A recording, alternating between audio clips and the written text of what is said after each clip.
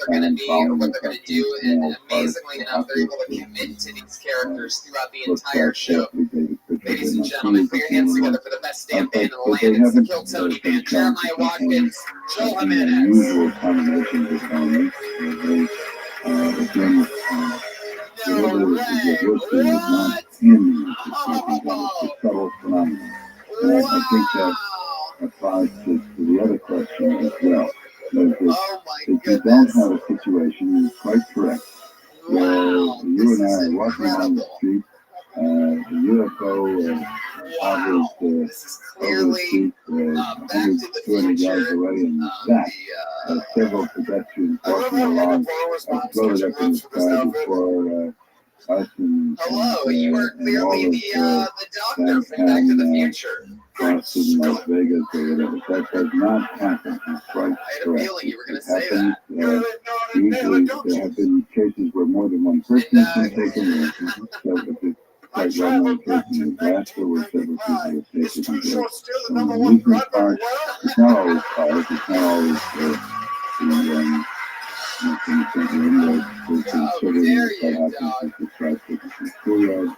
and then back here, clearly we have what appears to be Selena Gomez's little brother. But they tend to be relatively typical of vivid documentation of the affection stuff, and it tends to go with a certain amount of pride. And I asked this question together because I think it points to the fact that the phenomenon has a good deal of troublesome, it doesn't satisfy us in the kind of gross material way we want. I don't know the kind of reason for that, you get pulled out, you get 60 seconds, and after that we it's talk there, about there's anything in the evidence world. for it, Maybe I there's a find lot out that some can't be special explained, but talents it's that you have, something about your not, past life, your just family, a, anything. You guys ready to start this thing? It's Kill Tony live. Louis J. Gomez, Too Short, Red Band, Tony, and the characters from Back to the Future. All right, very good. That's a good answer. On the toll-free line, you're on the air with Dr. Mac. Where are you calling You guys from, please? excited for this or what? Hello there. Alright, No, your first you're not. comedian On getting the an first-time caller uninterrupted line, 60 you're on the seconds air with tonight Dr. goes by Mac. the Hello. name of Sam Wright. Here we Where go. are you now? Sam Wright. Okay. Here he comes. I want to Slow ask Dr. jog Mac, from the audience corner. anybody who's I like worked it. with has experienced something called sleep paralysis. You know what I'm talking Ladies about? and gentlemen, Sam Wright. Is that pretty common with people who've been abducted? Well, Everybody, how's it going? this I just paralysis came in is from Long Beach. associated often with a Nice syndrome meals called for narcolepsy, financially where the crippled by person parking tickets. I moved to Long Beach about 3 months ago, and I moved into an area that, come to find out, it's right between a high gay area and a high gang area, which I didn't notice until I got pressed by the gay gang. Some aspect that look like sleep paralysis. And immediately I found out that I've been scared in life to be shot, there's a whole stabbed. set of other phenomena that go along with that. So it's a new experience, but you have these little beings with the dark eyes around the head that are consistently described. The person flattering, I guess. being floated down the hall through the wall about into it. the There must sky. be Procedures done in the UFO. there must and be these a stories gay quite gang rapper out there told. also. I talked with Dr. Hansen How in depressing St. would it be Louis if that earlier became a with top 10 hit? sleep paralysis, and I mean, I spoke with I'm him riding about around this, in my car, and all of a sudden Drake is remixing. Study sleep All I paralysis. see is this gang in this bitch, and you know if I come, you getting banged in this found bitch. in the assessment.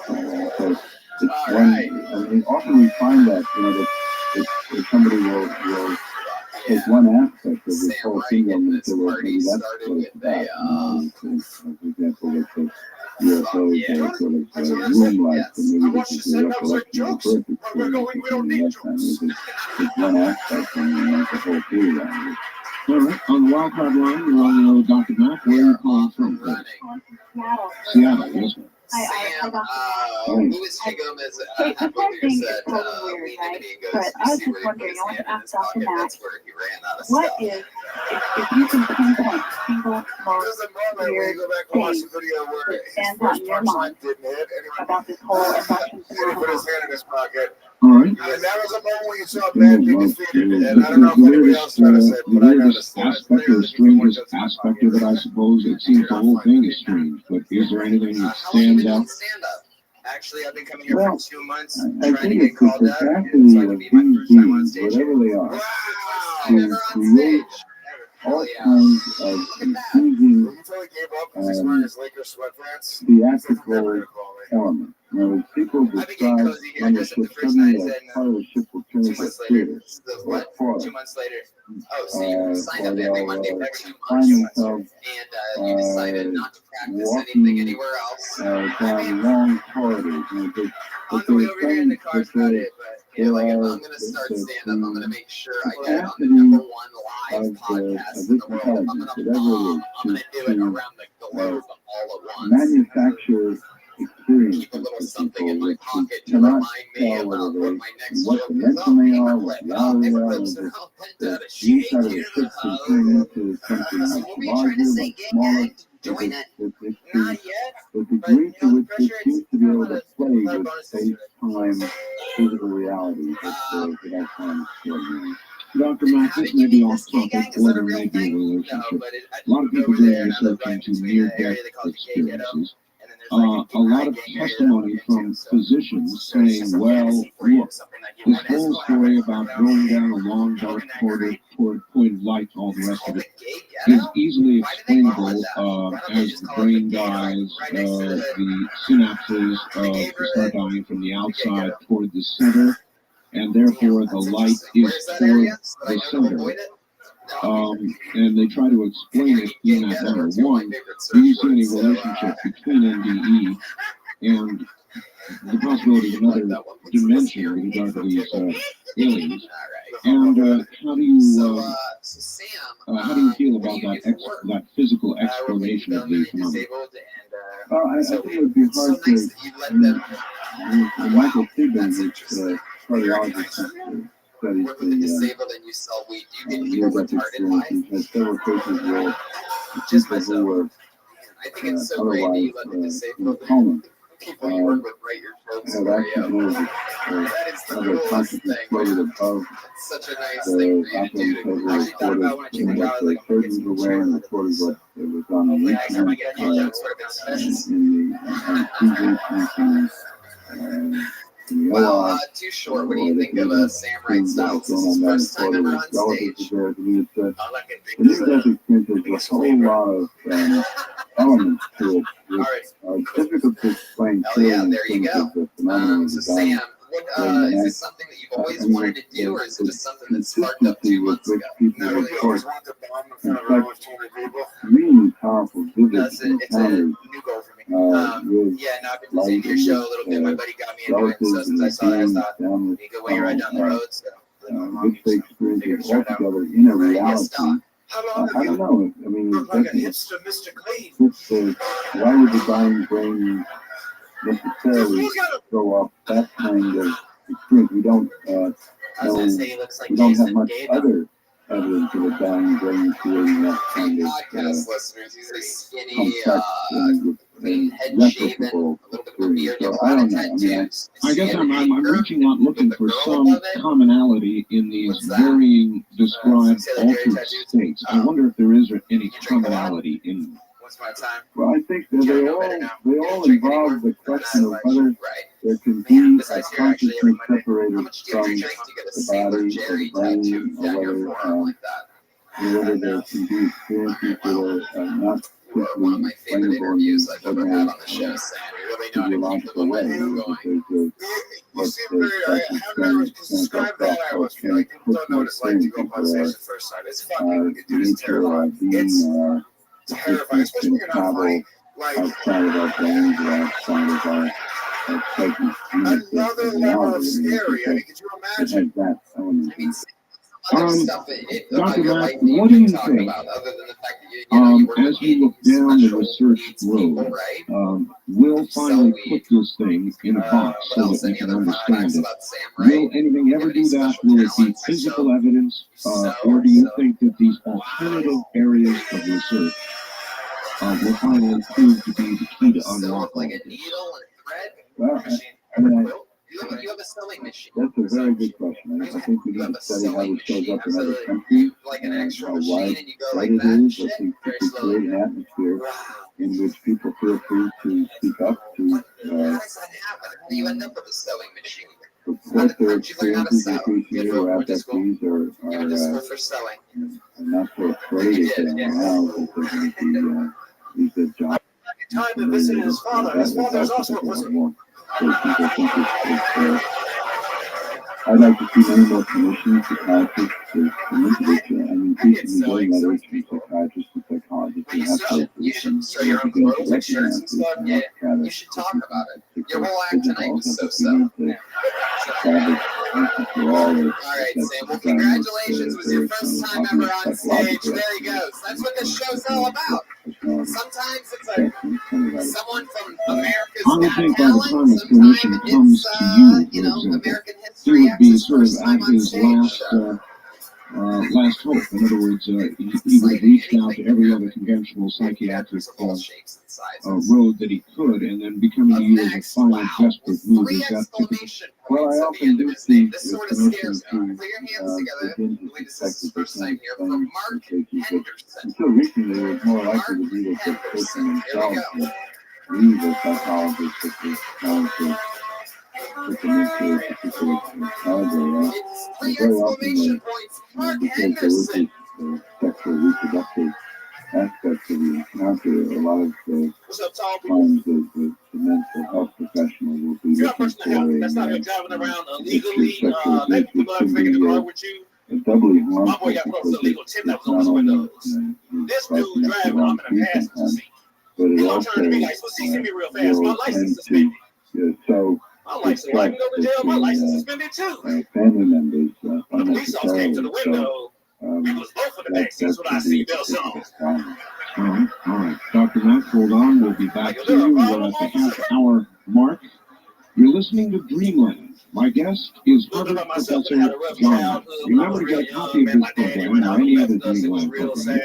Call area code 503-664-7966, 24 hours a day. For the same reason my real daddy did. Because we stopped believing in him. You're on the air with Dr. Matt. Where are you calling from? Wow, look at that. Yes, ma'am. Dr. Matt, has any of those two that you've ever discussed reduction ever told you that a medical doctor has advised them that they, during a full X-ray or isotope scan, had had laser surgery on his skull? I've certainly had a situation where somebody had say implants in the nose, or one man had a very major kind of cut in his nose following an infection, and he was up for a couple of days, and the man looked in his nose and said, "There must be some extraordinary surgery around here." Well, you know what they say about New York. You can't make it there. So fast, so people be asked, have you had any surgery? In other cases, I love it. Absolutely, Mark. There's no doubt about it. I had this kind of question asked me in 1976 on an isotope scan, and I had no skin scarring. But I was shown an incision that the doctor claimed was shown, you know, the isotope scan thing on the, whatever the right thing was during the scan. That I had the size of about a $50 circle on my right skull. And I know I've never had any skull surgery. And have you had experiences? I've had a lot of experiences. I'm afraid I'm an abductee. Yeah, well, I mean, I don't know if you already right, but I've seen a man of light. I've had miracles, you know, where she's saying she's seen a man of light. On January the 1st of 1957, he awakened me in my apartment. I had a child dying in Children's Hospital and another child down with the croup, and I was sleeping in the living room. He was 6'8", because he opened the door down, and he filled the whole apartment with light. Obviously, I recognized him, so I said to him, "I can't go with you now. Can't you see my children are both sick?" And he just disappeared, and my ex-husband, my former spouse, jumped up and asked me how I turned on and off the light and the entire apartment. And I said I didn't, and I told him about the man of light. He thought I was crazy. Well, that's what I was referring earlier to taller, luminous beings. I take it you don't think that these aliens are dangerous to us, that they're basically benign? No, I don't know. One of the difficulties for us human beings is we tend to be rather species centered, in an egotistical way you were talking about earlier. I think it might be that they, from our point of view, neither benign and norm malignant, because it may be that we are in some way so radically out of balance with nature that this solves as one of the sort of some kind of cosmic correction, which we find unpleasant and which is inconsiderate from a human point of view. But when you consider the fact that human beings are the cause of the elimination of countless living species every day that they live and breathe, eliminate completely other species, the fact that we would be in some ways inconvenienced by another force that's involved in some sort of cosmic correction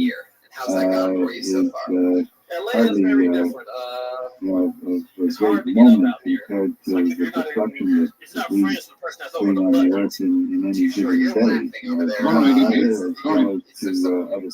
Dr. It brings on this question. Would it be your view that our industrial society has gone the wrong route in development? In other words, in developing ourselves the way we have industrially, have we done it the wrong way? Well, I don't. It's a little hard for me to do sort of highest quarterbacking kind of role. But when you think about it, there is something a little bit bizarre about when you step back. I think one of the things that studies this phenomenon has allowed me to do is kind of step back and look at ourselves a little more objectively. And that is that one species should appropriate to itself the entire Earth, and divide it up into sections and call those countries and lands, and claim that we own it. And that's, native people haven't been quite as territorial as we are, but it is rather strange that this species should treat this Earth that way. And whatever is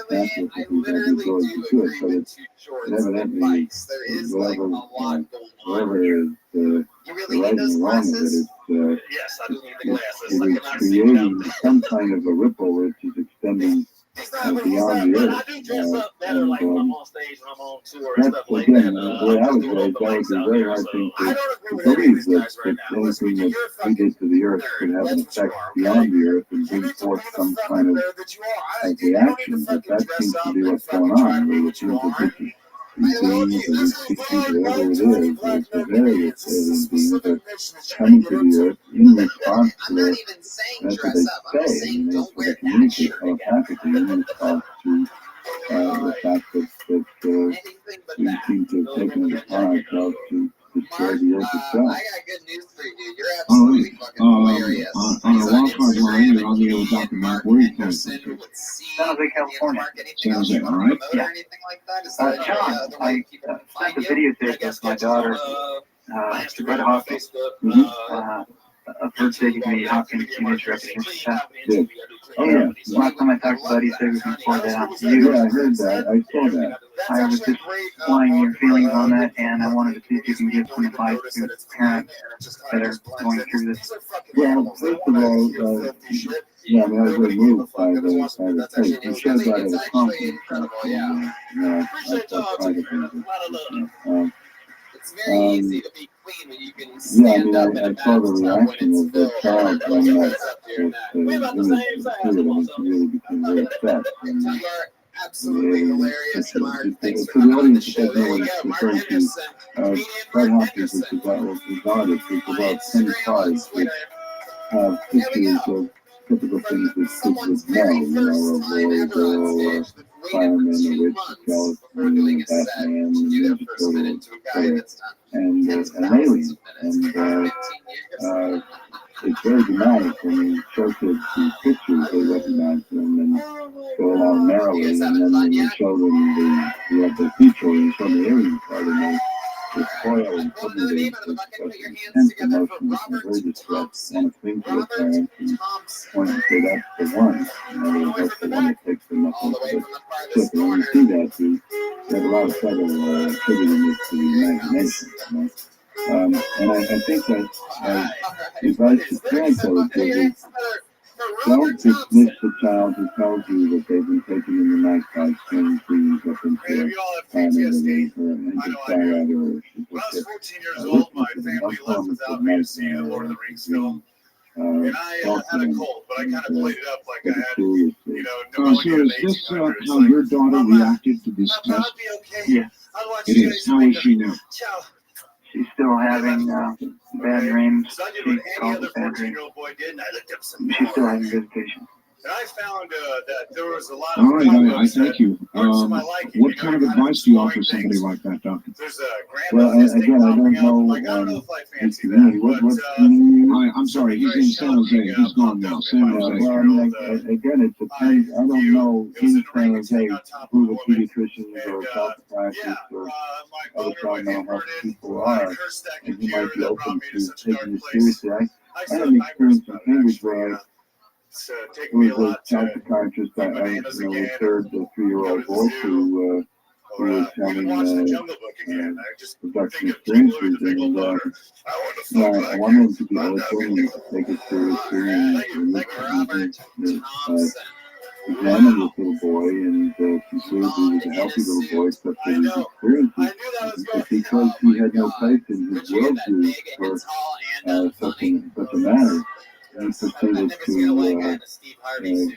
drill the family about other kinds of trauma, abuse within the family, and it really upset the family, I hope we're going to the time when we can accept that, even though we don't understand it, and it's mysterious, and it's not supposed to be, at least accept it for what it is, and not try to continuously,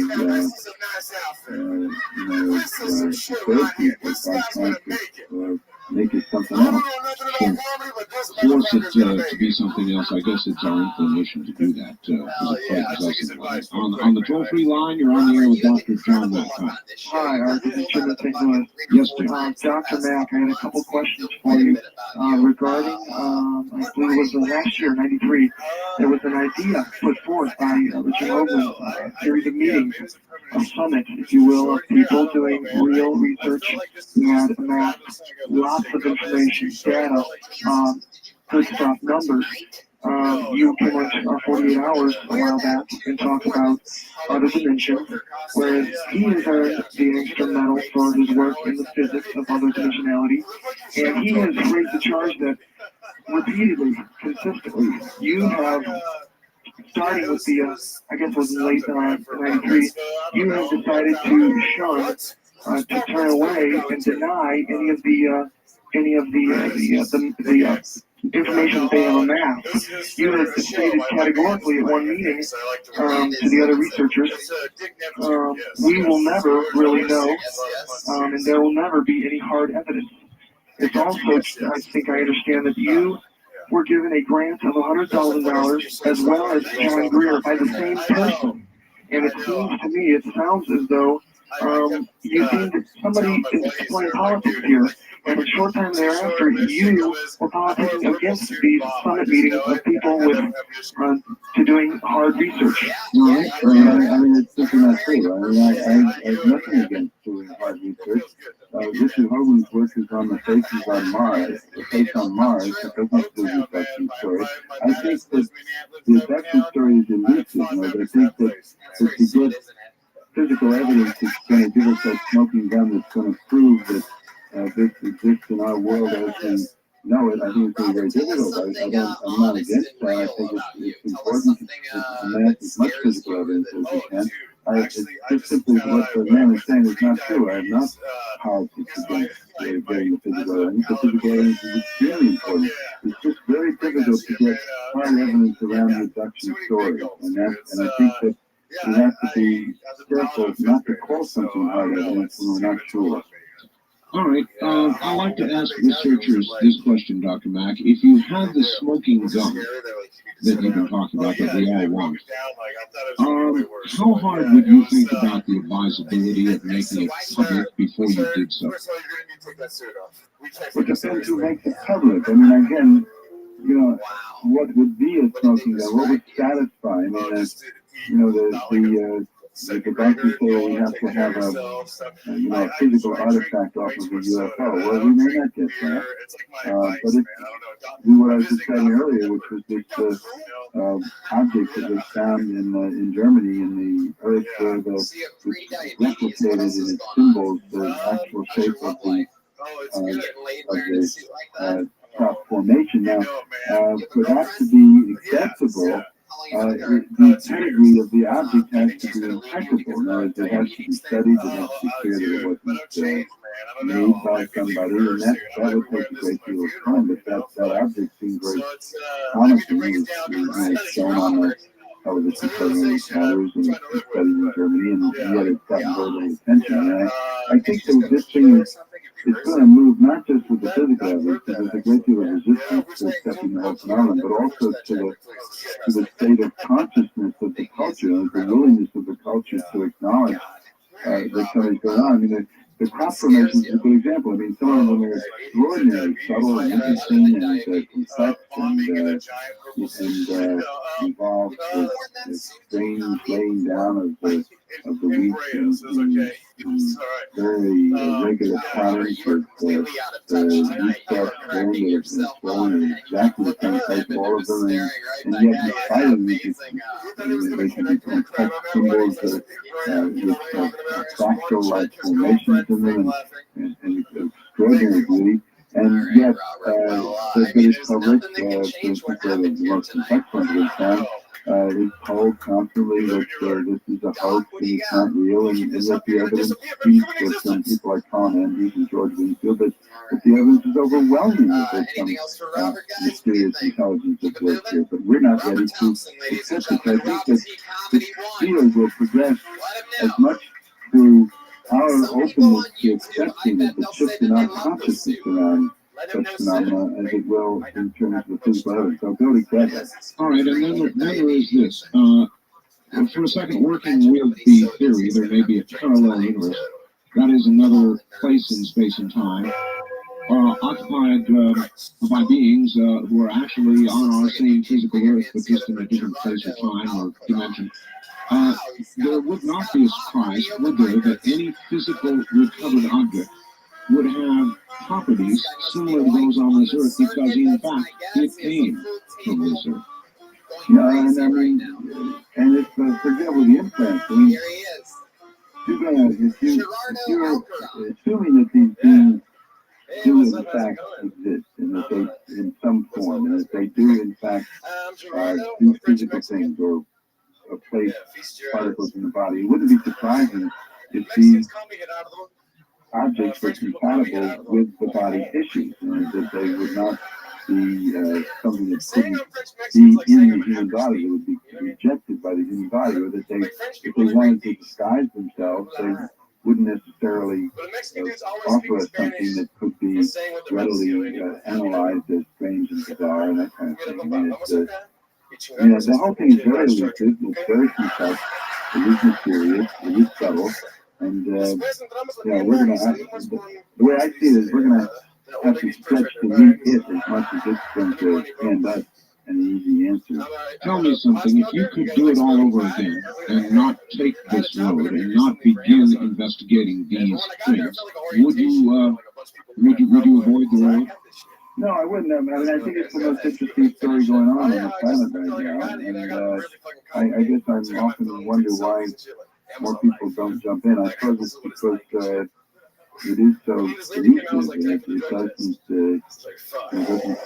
conform to the requirements of the physical sciences in a way that satisfies people. It cuts across disciplines, and yet, I mean, if we are in fact being reached by some other kind of intelligence, then what could be more interesting than that? What's good indeed. Doctor, we're out of time. Tell us one more time the name of your book and generally where we can get it. Oh, the book also. I wanted to say something else. The book is called Abduction, Human Encounters with Aliens. It's in most bookstores. Also, I would like to hear from people if they want to write to me. It's still on the line after all. All right, quickly give us an address. Write to me at Sonic, Cambridge Hospital, 1493 Cambridge Street, Cambridge, Mass. 02139, and they should say if they write that they if they want information or that they heard me on this program, so we know that. All right, give the address once more. Okay, Dr. John Back, MHK, Cambridge Hospital, 1493 Cambridge Street, Cambridge, Mass. 02139. Dr. Ray, it's been a pleasure having you on, and I hope that we can do it again. Yeah, good. Thanks, guys. Thanks, sir. Bye-bye. That's Dr. John Mack. And I'm sorry, we are absolutely out of time. Only enough time for me to tell you that we would, of course, love to have you order a copy of this program, a very informative program with Dr. Mack, or any other Dreamland program that we have aired in the entire series. You can do so 24 hours a day by calling area code 503-664-7966. 503-664-7966. Thank you, and good night.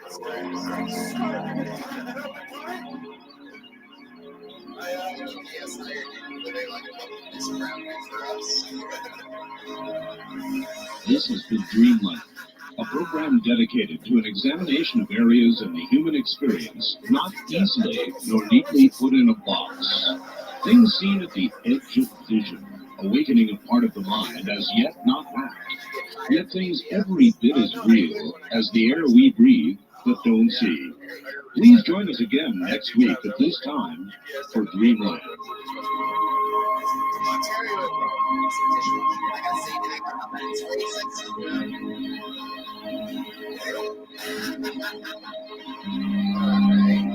So what else is your life like, Gerardo? What's it like living with which one's French, which one's Mexican, French mom? My mom is French, yeah. My great-great-great-grandpa was French. Great-great-great-grandpa. He's a fucking Mexican. Yeah, you're literally just a Mexican. Are you ready to fuck? You can't claim you're French Mexican if your great-great-great-grandfather was French. Wow. Yeah, I'm African. True. Too short? Do you allow that? I was interested in figuring it out after, like, you see a haircut, we got the same haircut. I was a struggling, starving rapper who had nothing. I had a fucking iron. Every comic up here tonight has fucking wrinkled ass clothes. What the fuck, man? Absolutely. I'm not even into fashion. Yeah. Everybody's fucking like wrinkled as fuck. What the fuck? Yeah. This guy's got a Mexican man and probably a 7 irons. Using a hand. That's absolutely true. That's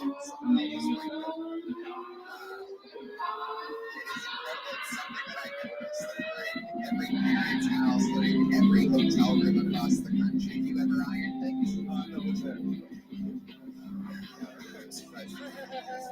One of the many jobs you've had, Gerardo. I've been close to the dryer. Don't stand up or splits. Ooh, is that true? You think you splits? I would like to see Gerardo do some splits here tonight.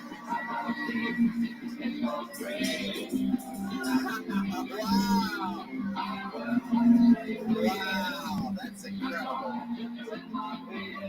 Uh-oh, wait a second, Jeremiah, no fucking way. No way, no way. Take a ride from the high desert and the Great American Southwest, exclusively on Sirius XM Radio. This is Dark Color with your host, Heartfelt. Now, here's our some things may change, but this is my new theme, and I love it. When I hear this, it raises little hackles on the back of my neck. I don't know what hackles are, but they're raised. I'll tell you that. Hey, everybody. Here's what I played up last Thursday, huh? When there was no show.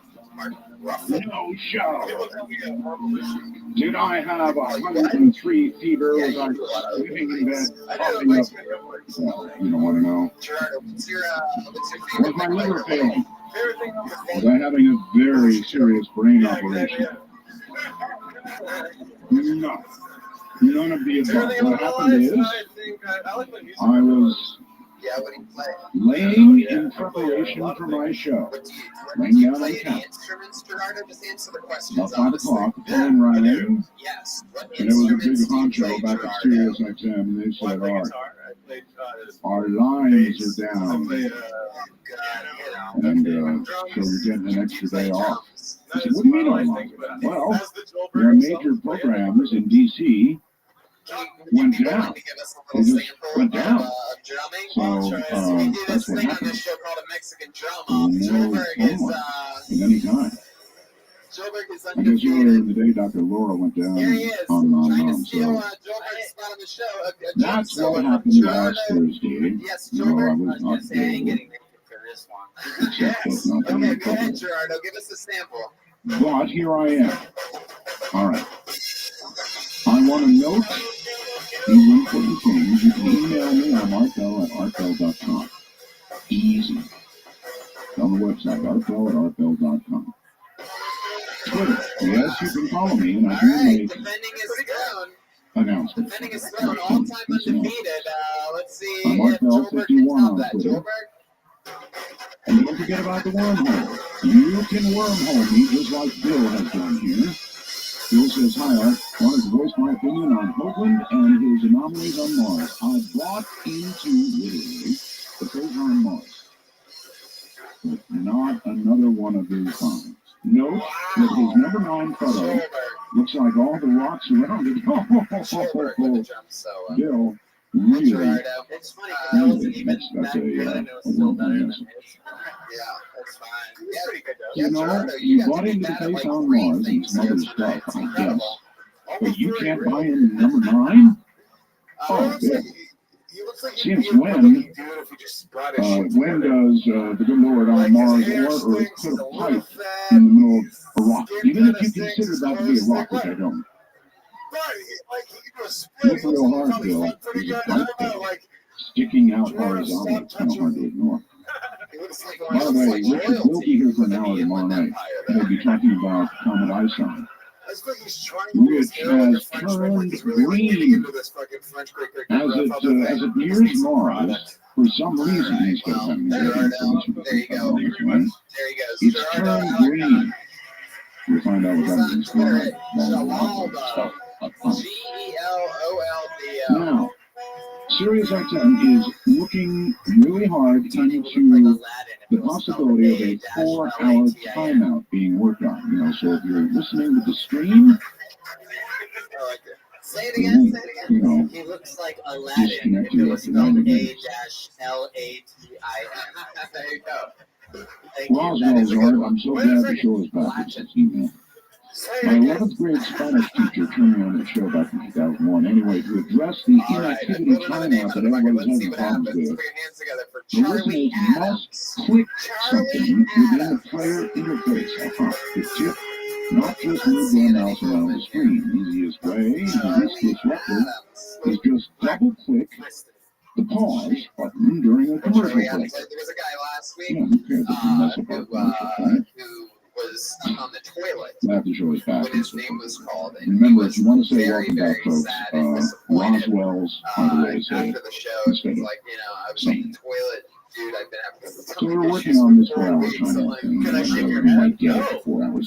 Be really cool. He goes, like, I've had If you serious didn't, stomach because I issues was for not 4 here last weeks. Thursday, we got this really cool thing up I want to tell you about last Thursday regarding Scotty's tower. Now, he moved that to a house, you know. Whoa, I pulled a and we name had out the of the bucket. photographs I of it up. But actually what met Scotty this did lady outside the was back he door. I made specifically saw a her video. and made a point It's to kind of ask like her if she a signed up for video this show. slideshow, I'm and it's excited really, to really meet her. cool. You should Put go your to hands together for the first archive.com time and on take this a look show at it. It's hilarious. for Valentine, Absolutely everybody. hilarious. Valentine. Archive.com, Scotty's Wow, video. You'll have this to is dig for it. gonna be great. I've never Yeah. seen her before. She was sitting I on think the we're just stool going to out call back. Keep everybody's coming, you're asking doing a about great job. everything. We're going to call it Dark Matter Halloween. Only been in town for 3 days. She's And from Las we're going Vegas, to do Nevada. That's all I nothing know about her. Let's all meet her but together. It's ghost Valentine. stories. Now, I have a couple of ideas about this. We do it every year. We're going to do it this year. Okay, you ready? What I want you to do, if you can, is that, of course, we're going to take open lines on the screen over here. I think. Well, maybe we go screen with it. We should be able to go screen. But if you want to email me, you can do so. And if you're going to email me and you have a really good ghost story, include your phone number and email call you. So that's a way to get some of those really good ones in. So if you've got one, email me, artbell@artbell.com, and include your phone number, and on Dark Matter Halloween, your phone may ring. And it may be us. Well, I checked about, 15 minutes ago, turned on CNN briefly. The countdown clock was still going. Are we launching to Mars? No. We're counting down to the close of the government. And I'm so glad that I'm Again. not young. It's interesting, I've noticed that Congress now has a 10% approval rating. Higher actually than Satan himself. Oh, by the way, if they do close the government up, That is so exciting. it's so sad, isn't it, that there are agencies like the IRS Sorry, that Tony, close. we brought her back in the trunk of the But we, they DeLorean. won't. The IRS, you know, our state parks are gone. Trying to apply for a passport to get it. But the IRS will stay open. Valentine, you are one hot little old lady, aren't you? Essential to national security? Yeah. At least I'm waiting to be hot. Oh, boy. God! Was that a cremation It's joke been you said just that made? when you're one step ahead of the crowd, you're a Waiting genius. to be hot? Yes. When you're 2 steps ahead, you're a crackpot. That's probably the next time I'm going to All get right, any air. looking around the world very briefly, inspectors charged with the enormous task of overseeing the destruction of serious chemical weapons stockpiles. They brought their mission Monday racing with tight deadlines against the backdrop of civil war and probably also racing to catch up with who champions the weapons around the country. Syria says it is fighting rebels who eat human hearts. Serious about this. You are one hot Syria's little old foreign lady. minister Her claimed and Monday that his Dr. government is fighting a flirting war with each other against over there. Al-Qaeda Valentine, so I met you. militants who eat human hearts and dismember people while they're still alive, and then send their limbs to family members. I thought that was an old question. Valentine, so I literally, that's a true story. I met you Nearly at the 3 back dozen door. migrants Asked marched you if across you the had signed up. U.S.-Mexico You're from border without Vegas. You've been papers here a on few Monday. days. I didn't ask The you how latest long are you group in of town younger for. generations brought to the U.S. illegally as children and seeks to 3 more confront days. What head-on are you doing immigration here? policies they What am I consider doing? unjust. Other Well, than, doing comedy. good luck with the government doing anything about that or anything else, including I've been to even New York. continuing past midnight I Eastern. did the open mics in New York. I did the open mics Now, in Vegas. listen, And I know I've this got is a place. just in Am I case right? there's a last moment resurrection, and the government is going to stay open in case they vote the right way, be sure and run home me right away, please. Just send me a run home message if they suddenly Did you see how she grabbed the mic when she first keep came the out? government open, all right? This is a very, very interesting story. Credit to the anonymous. I love that comedy is Authentic timeless. I love that she alien was like, images from nostalgic Roswell and she was finally funny. found. But I was like, this bitch Does is that like, end I in said, question mark? Yes, the UFO iconoclast. These images images exist as photochromic slides, and Anthony Regalia, late of the Roswell Green Team, hopes to set the record straight on the truth and what's a lie surrounding the leaked stories in the past week. There have been rumors everywhere of new, real Roswell photographs taken. Anthony says they're not going to release them to the general public since the owners are put off by some unprofessional reports. Well, if I can remember, because it's been since. Is it a shell game to maintain interest in Roswell by teasing all of us? Or are the slide's owners genuinely freaked out by the unwanted invasions of privacy? Well, I've looked at the latter. This is fireball time, folks. I mean serious fireball time. A huge fireball explosion created a power outage and a lot more in Yucatan, Mexico. That was Sunday evening last night. A weird sky phenomenon broke up the monotony of a small Maya town as a huge object thought to be a fireball. And you can tell me what it is because you're going to be able to see it. It lit up the skies over the town of people in the southern Yucatan around 8:30 p.m. local time. The falling object was accompanied by a strong thundering noise, loud blast when it hit the ground. And it did hit the ground. Now, the clash, the word used here, was followed by flashing blue fuses. You can imagine that. Flashing blue fuses. And a power outage. The flames were observable until about 2 a.m. at the object's landing site. You see the word landing there. The sky phenomenon was also observed in several other Mexican townships. What was it? You show us any of your. As you can imagine, people got totally freaked out by all this, and they found stuff. This used to be me. I have a song about it. I lost 100 pounds. Is that really you true? You can see this thing, or these things. I'll leave it up to you. You take a look. Of course, we've got photographs. Is that really true? Something pretty good size crashed in Yucatan. That's why I had to If get you go to arco.com, you can take a look-see at it. Now, the police there were toying with some of the debris of whatever the hell this was. What's your age? By the way, maybe one of you can name it for me. I have no idea what this thing is. It looks like number 9. Well, not really. If you get the idea, right? It's pretty big. Whatever it was, it came down was pretty darn big. Space Green, maybe. And the police were playing around with some of the debris, and there is the picture of a human-like Valentine was the craziest made thing. of the debris. Now, whether the police did that or it came that way, I don't know. Do I have to say it? Yeah. Other fireballs, I'll tell you tomorrow. Okay. We'll have a time here. Other fireballs in Ohio. So it's like we're in Fireball City here, folks. I mean, lots and lots of fireballs. I'm not sure what's going on. And then I went back You're high home in the sky, huh? pretend I'd been there, and I waited for my husband to go to sleep, and then I met my boyfriend I'm not again. going to take any more of Mike Heiser's. But he is our guest tonight, Mike Heiser, and he will be coming up in just a very few moments. Yeah, that's what I honest to God thought that's where this was going to. That was The number one song, actually, of all time. Right?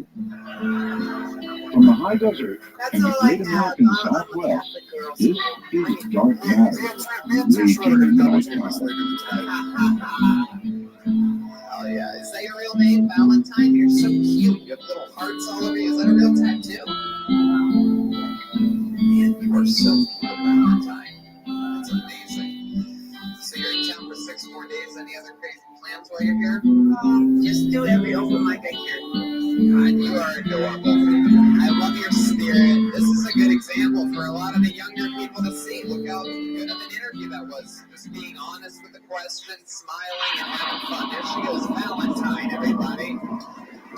What a great show. so many shapes and sizes of people happening here. Come on, it's her last comedy show ever. Valentine, everybody. Put your hands together for her. There she goes. Be careful. She sees a light. She's going to start walking towards it. All right, we're having fun. Put your name out of the bucket. Put your hands together for Antonio Montello. Here we go. And we'll move this corner. Got a yellow hat coming at us. All right. Long walk. Oh, yeah. One more time for Antonio Montello. Hey, what's up, you guys? You guys all look like really good people. Man, I like to talk to good people, especially good people that keep a good conversation about Anyway, I'm a big fan of too short.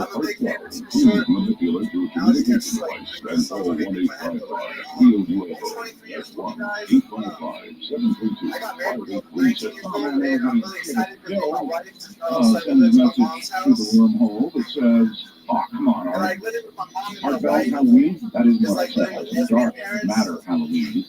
Anyway, he goes on, how about something more creative, like Phantom Matters? They're both Mexican, so if any of I can you never have tell which one's yelling at me. a brilliant idea of what we can call it, then feel free, by all means, to suggest it to me. If I like it, I'll change it. Nothing's written, in stone. Some of the things Mike Kaiser talks about happened last time. Last time I was on Mike it, it was the Kaiser belly is room of a my scholar phone. in the field of biblical Well, you studies did that again for the in first the 30 ancient seconds Near here East. tonight, and then somehow He you is pulled out of currently a the tailspin academic there editor towards the end. for Yeah, just Logos Bible Yeah, Software that in helps. Washington, and served at the Swords See, as an I'm sure you adjunct live with your professor wife at 3 and your colleges mom. and Yes. universities. How long's that been going on? Mike has a PhD in Hebrew Like a year and and a half now. ancient Semitic We lived in Santa languages, Monica along with 2 before, and master's Sherman degrees Oaks, too. in biblical studies You and see your mom ancient moved history. from Santa Monica In to Sherman Oaks. 2005, he was My wife named lived one in of Santa Monica, Fate and magazine's then we lived in Sherman 100 Oaks. most And then influential people in ufology. I wanted to move with my mom because we're comfortable. Mike is a well-known critic of ancient astronaut beliefs and for having the majestic document tested by a computational universe for authenticity, also known for his supernatural theory the design, which focuses on how an instant disclosure might impact traditional religious beliefs. So we're going to have fun with that tonight. And how the alien question might be related to ancient texts, including, of course, the Bible. Mike, welcome to Dark Matter. Guess what? Your mom is blowjob I just Betty. have to say, listening to you read the news is like listening to So, Antonio, Jim Spartan call baseball. never bring any fruits out? Really, it's just, oh yeah. I mean, I'm just, Why do you think that is? I gotta take a breath. I don't want to sound like too much of a fan. I'm just thrilled that you're back. I don't know how you waited You this want her to have long fun too? You saw to that. come Yeah, back. I think It she sounds just, like I you think just she just left. stays out And because it's she called thinks it's weird. non-keeping. She stays out. I think like if she wants to get some, she Oh, goes man, somewhere else. You don't ever just talk been with her pulling about my it? hair. You don't ever say, Mom, you ever What get do I laid? have left? Yes. No. Do you and your wife have I sex? sort of Well, got thank asked her you. last I've never night. been, She just said Antonio should I've fuck never up. received a compliment for just reading the news. She probably thought you were a No, little jokes by her. I had tacos too as well to your introduction. What part really got you? The eating of the hearts? Was it? So, No, Antonio, No? do you and your wife Oh, have it's just, sex it's when your just mom is rhythmic. home? You know, I mean, yeah, usually just not, but taking yeah. simple headlines and it's just Not, it's heartfelt. yeah. Reading How your is your news. sex You can life? just Is it good? sort How of long sit you been there and married for? listen to I've it been married for for hours. 4 years. So I got married when I was 19, 23. 4 years. It just brings Yeah. back great That's not memories for me. Because I Very listened to unhappy you people in the for crowd. years while I My was in sex grad life's really school, good. all by myself. I fuck with music. I was How often holed do up as you a have security guard sex? in a little shack. Probably every day. Every The day. genetic lab, Every guard, and I'm listening to Artfelt. And You know you mean that like in the very, I know you mean that in like the very best way. But, I know, but it makes me feel old. Well, Well, I'm as old, And your mom never hears anything when that you number of quiet years in the bedroom? as you are, but it's great to hear you. All right, well, now this is just my email. We'll be right back in just a bit. This is an email. She usually has the I'm TV so pretty grateful loud. that So, that yeah, Sam what does discovered she the show about watch? 15 years ago on a regular radio by accident. It's video so far. She had trouble with I had every originally heard the question show I've asked. on the island of Okinawa when I was a 9-year-old kid who lived in Naha. Yeah, she's a nurse. My dad was a pilot at Naha. He was stationed on She's the a block. nurse? Yeah. And he introduced me to the rock and roll music that became such a big part of my life. You were the first DJ I remember, and I had my little transistor radio I listened to at the beginning of the The kids all live with the mom still. Yeah, they referred to it. 23. I've said 3 times. Oh, shit, Tony. Something I did when I was on a teenage I had a Navy guy as partner. We were up against two Marines. When I get back And we to my went mom's for house and have to go to bed tonight. You fucking little 57 hours. Anyway, he added the email. Remember now, he first heard me when I was 9 years old. I'm 56 now, Art. And I always had a special speech, so I thought, well, my old friend John, 56 years old now, and this person just heard me when I was 9. What you said is right down that alley. It's not quite that far, but that's pretty impressive. I hope she's fucking another guy right now. All right. Let's get started. I want to talk about technology. Did you hear the first story that I read about the Roswell rumors?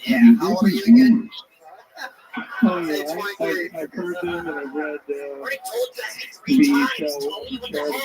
conflicting accounts of the story. You got her a ring. You got the Mexican girl a ring. Is there ice on that ring? There's. You better hope there's not ice at your mom's house, so she's probably going to get bored. It's a big fight, but it's going to be a big fight. She's a U.S. citizen now. What would you say, Mike?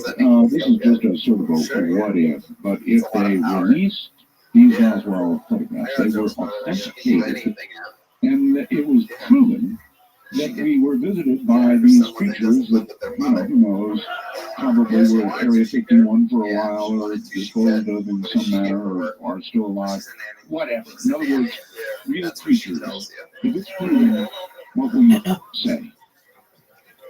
Well, I would say I'm not terribly surprised. Personally, I don't have any. Yeah, I don't really have any difficulty theologically or religiously. On the heels of that, that's me talking. I think it's, well, I'm not real surprised.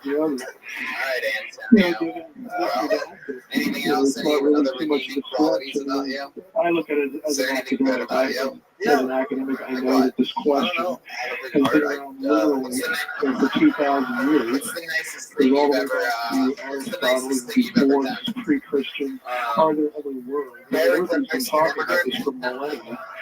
It's only really been recently that it's become scary for religious people. So I would try to get people to pay attention to the conversation that's been happening for so long.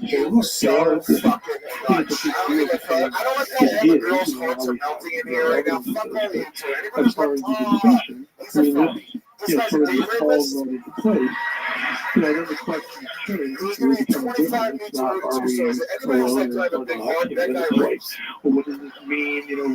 Where they come from, are there others, and all this sort of stuff. I like to live, in the Star Trek world, elsewhere. I'm known for just asking what I think are reasonable questions about things like that. But again, I wouldn't be unnecessary at all. Too short, a great point. There is a redeeming quality about him. He is the only comedian that ironed in this era of discovering suddenly hundreds and hundreds of exoplanets that like Earth that could conceivably support life. That's a major discovery, you've got to admit, in terms of the probability of life being discovered. keeping our stream going live on YouTube, and Then he's not something like the Drake equation. I tend to be in the crowd that has a fairly low view of the Drake equation because I don't know. Explain to everybody the Drake equation. So, God Well, bless this is Antonio, and I hope the he's not astronomer having came up with a famous equation that tries to articulate the one of the cool things on probability this show, we're going to take a of break life from existing the bucket elsewhere. for just 1 second. And that's a One of the cool worthy things thing on to this show attempt. is we have a The regular problem on with it. the This Drake young man equation is writes every and point of the performs equation was a made brand up. new There minute was every no single data week for it. to put Now, out there in that's front why of I everyone, think and then we this talk kind to of him thing, we about actually his are week. starting to He's get data. There's X number everybody's of favorite planets young now top that, rising to the best comedian. of our scientific Makes noise ability, for the great will powerful support Malcolm life and start to Hatchett. fill in some of those gaps. Yes. And so when I think probability, if someone's talking to me about the Drake equation, it's like whatever. But if they're talking about discoveries like this, to me that's helpful. Okay, so the last 5 years of the discovery of these exoplanets changes the equation.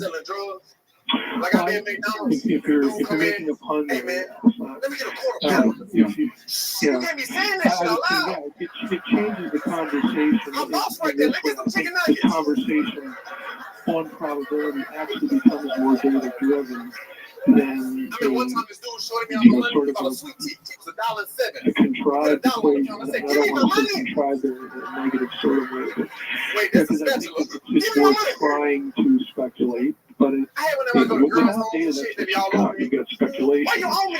I think it's a reasonable conclusion I want to be on you. No, becoming I'm more 90 pounds. My reasonable back hurt. I got conclusion that way scoliosis. if we have But I care about you. Care about your thermostat. It's cold in here. Could be sustained. It doesn't prove anything, but it has You really have Malcolm Hatchett, ladies and gentlemen. to me, it gets it on the table. If we didn't have You really any have sort of scoliosis? plan other than I Earth, was that going we to say could talk about in these terms, infinitecdcbd.com. and then we're going to have this Tony probability 15, discussion you can without save that. 15% To me, from it anywhere doesn't around the really country deserve right to be on now. the table. Well, you're just looking at little dots of light and saying, man, it would be a great waste of space if there weren't. That's an emotional argument, but I'd rather have data than, I don't want to hold here, but I'd rather have data than the emotional argument. All right. Well, we're beginning to get that data, and with those comments, for example, I had somebody who studied on such things, and they haven't heard anything yet. Right? But it occurs to me that if there's all these exoplanets that are like this, capable of sustaining life, why do we suppose that life would evolve? Well, the way we have it technologically, and even have radio or TV or even imagine it. Fucking smashes it I with really think funny that's a really material. question. You're really likable to a man. You know what I'm saying? I'm rooting for you. I want you to win. Everything you say you're not working, you're fucking wasting my money. My tax dollars, where you fucking bring the recycling machines. The truth is, the blunt truth is we don't really have any reason to make that assumption that they would be communicating the same way. The reality is that's what's within our reach. And, it's a combination of the technology issue, it's a garnering of interest, to get people to share issues, all those things are part of the discussion. You would describe yourself now as a skeptic. I would describe myself as someone who, again, would like these things to be true, but I want there to be real evidence for it. I'm not impressed with anecdotes, I'm not impressed with emotional arguments. I just like to know, and when I say I believe or think X, I'd like to have something concrete to sort of base that on, to fall back on. So with some people that makes me a skeptic, with other people, especially in the more fundamentalist awareness of Christianity, where I've already said this is awful because there's this tendency to equate the whole question of extraterrestrial life with one of two things both, and that is the demonic realm, and then we must buy into Darwinian evolution. And I'll confess, I'm not really disturbed by evolution. I don't really like materialistic Darwinism. That's not the same as the idea of evolution. Are you convinced of evolution? Yeah, I think evolution is a reality. It's like in my mind, there are questions in my mind like to what extent is what mechanisms do we need? You know, I'm sure they had an advantage here because when I was in graduate school, the place where I was at church That was was heavily populated by professors from the hard sciences at the University of Wisconsin. We had the head of environmental studies, botany, we had two research physicists, we had a geologist, we had a professor of electrical engineering, we had another one in chemistry. I mean, the people like me in the humanities groups were like completely outnumbered. And all of them were very serious, about their faith and theological commitment. And every one of them accepted the idea of no kid, no brain. They just didn't flinch about it. It was not. I had a conversation with them. Well, what do you think about people who might be here, even in our church, colleagues, some acquaintances that don't agree? Tonight, it was just, it wasn't even a sensible question to ask. It was very serious. Well, I spent 9 years in that environment. And so I just have to chuckle, when I read things or hear things about how this is sort of all in one proposition. I did it with my manager, and I did it also with a comic. It's like, I didn't know that. I know intellectually because I read lots of stuff, but I know by experience as well. They're not mutually exclusive. So, I'm not a scientist. I have to depend on scientists to get arguments for me. I read things that I appreciate. On evolution, there's not debate in the hard sciences about evolution. Isn't it easily said, Mike, that God may have started the process of evolution, and that sort of cleans it all up right there. Yeah, and that's where most of these guys work. I mean, I think there may have been one or two that would be willing to say it was sort of random. In other words, when you take that position and you just articulate that God started the process that involves a deliberate decision, you speak of God as a person, not with making intelligent decisions and whatnot. And that's the common view for people who are in the sciences and happen to be Christians who accept evolution. There would have been one or two of these people that would have stepped back even from that and made it a little more random, closer to what you would think of as a secular Darwin position. They were somewhere in between there. But I agree with you. I think that idea, and then there's the sub-question, tell me why God couldn't make that decision. My dad is 100% white. Right. Well, my mom is 50% Native American, which makes me 25% drunk right now. And kept from making that decision. Again, that's me. So I'm not troubled by the idea that if there is this thing, this force of nature, and God's hand, some providential thing, that fall under it, maybe life evolves somewhere else. And then the discussion is, what would the point be? What's the relationship between that and us? You get in a number of layers of other questions. I don't think the discussion needs to stop with the first question, about everything would evolve from stardust. I mean, stardust, mud puddles, lightning strikes, you name it, right? Yeah, I mean, that is an issue because if I were to say that to one of my friends, Professor so-and-so, he would say, whatever. Someone who's sort of been trained to think that, well, the reason Art Bell is suggesting that, the reason someone is saying that is because they want me to accept the idea that, I'm an extraterrestrial or extraterrestrials are space brothers. Because it's sort of conditioned to respond in a certain way. They, unfortunately, they won't really stop to think, well, there's 2 or 3 or 4 or 10 different ways to look at this. So some kind of gravitate to the one you really don't want. And then It's like, of course I a have. real thing to fight over. I've booked. I mean, I've been in like short films, just like All right. I was just in So, a feature length. I with mean, it's regard not to gonna. It's not like a extraterrestrials, big you're fucking not movie. married to the It's just like a idea, movie, you know. They do it. Okay, They sell it. They nor try are to. you that distant things that you can't embrace possibilities. No, I like I said, I'd love to have this, again, this romantic spasm. I mean, it's Christian, the only thing I think I've seen you in for is a real. Charlottesville You know, rally minus the video. play on the line, you know, that would be really interesting. It'd be fascinating. It's sort of on my short. He's a rapist. You're a racist. Oh, well, I'm before I die, that kind of thing. All But right. on the other side, you know, I'm yeah, gonna blame well, you I for have my things like let's float them out and all that kind of stuff. It was really your fault. Things I love to see them do. And then again, this is one of the But on the other side, I don't think we really have evidence. You know, a lot of what people accept in evidence, I just don't think is really So good Christian, evidence. So I we all sort of suspend unanimously it agree and that you like seem hope, unlikable. but because I hope one direction Can you doesn't mean I'm going change to our embrace minds? what I What's think is a something that'll really make bad us like you? argument. Is there anything Or nice that we you would do? ask You you ever to accept the evidence, Mike, honestly, or the, you I should say, hundreds of the evidence. And we look back at all the UFO sightings and, you know, all the stories, they claim it all adds up to, it's got to be true. Yeah, they do claim Where's that. your And most that's the likable part I quality? find That's a great difficult question. because I don't think it adds up to that at all. Okay. What?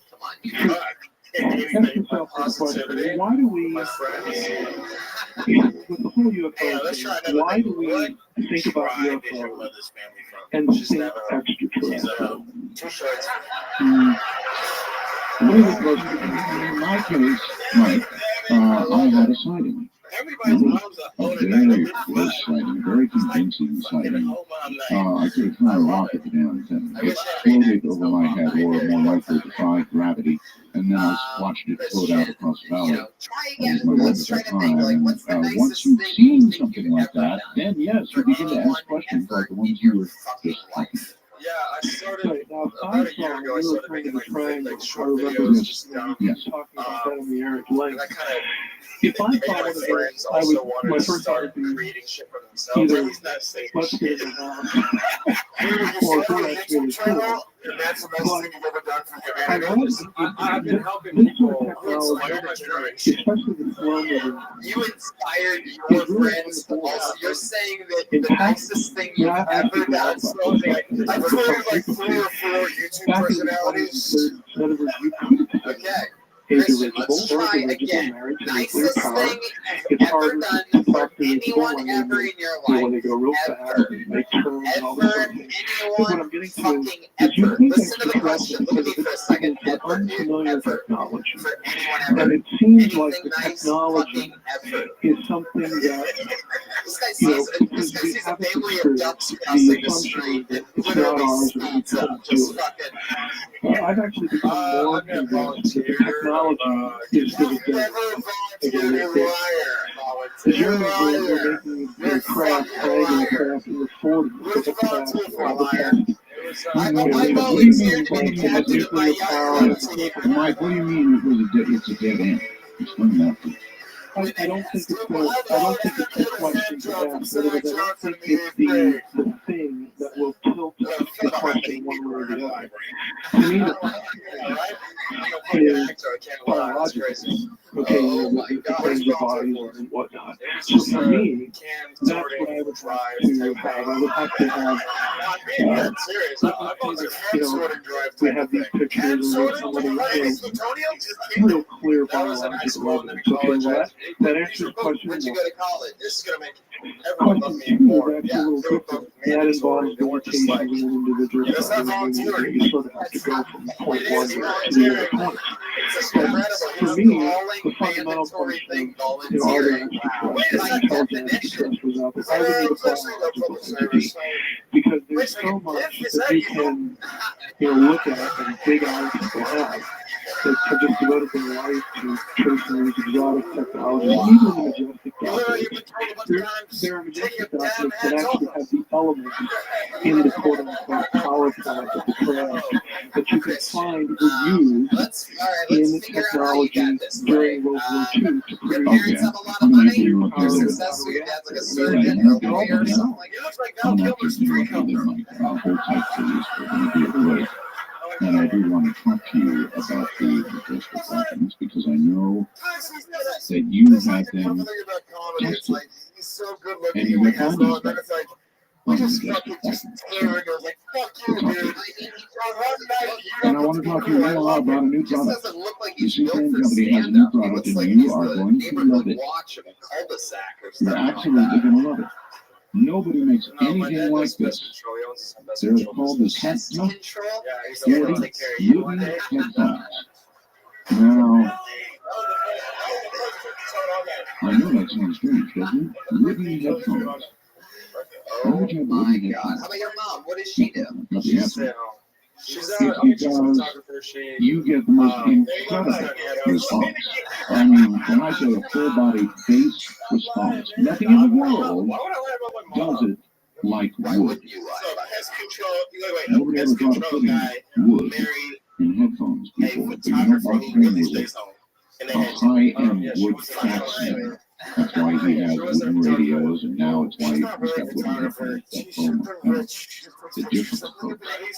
The sound coming out of these headphones is awesome. Nobody's ever thought of it before, as far as I know. So I want you to try it. And it's only costing $59.95. And you can see them at SitFrame.com. Trust this guy to come up with products that are different. Why do these headphones sound better than anybody else's? Oh, it's simple. They're wood. Think about it. Bass response and wood. Make sense? You want to ask about the Sentinel 40 wooden headphones. 4-way stereo response, of course. Long-lasting, built like tanks. What do you think? Should we go to the bucket Some one more carrying time? case. And on and on and on. This should just be a dog. Oh, see, friend, you can call right now. $59.95. The Senta 40 wooden headphones. 1-800-522-8863 operators are sitting here right now waiting for you to call. 800-522-8863 to see Joy Eileen, everyone. Joy Eileen. 40 wooden headphones. Mike Heiser is my guest. Just stay right where you are because it will be quite a night, ladies and gentlemen. So last week I found out that I was going to be an aunt to twins. Today I found out that they still have heartbeats. Yeah, and I heard somebody told me like the term for miscarried babies is angel babies. I call them quitters.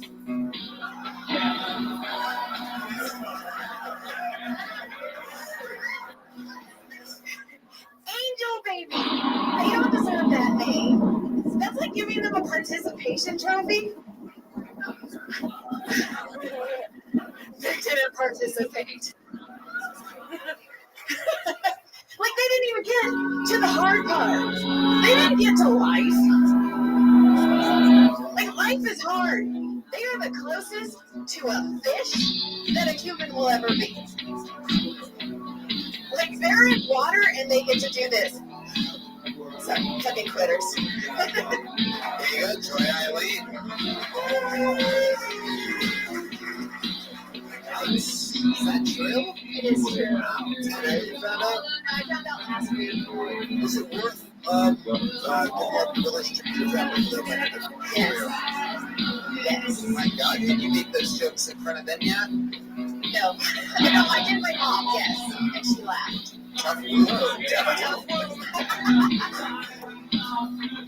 Double, so let me call that a double miscarriage. Yes. Wow. Yeah. And who did this happen with? My brother's girlfriend. Your brother's Oh, it's not real family. But it was gonna, they were gonna be mine. Are the baby children? No, they had a DNC on Monday, so. What's the best for DNC? The Democratic National Convention. That's exactly it. Yeah, these people are looking for any candidate. Can I get to that name? Drama! Nobody can vote against Secret Movies is brilliant. Trump could never beat 2 dead babies. 4 more years, 2 more days.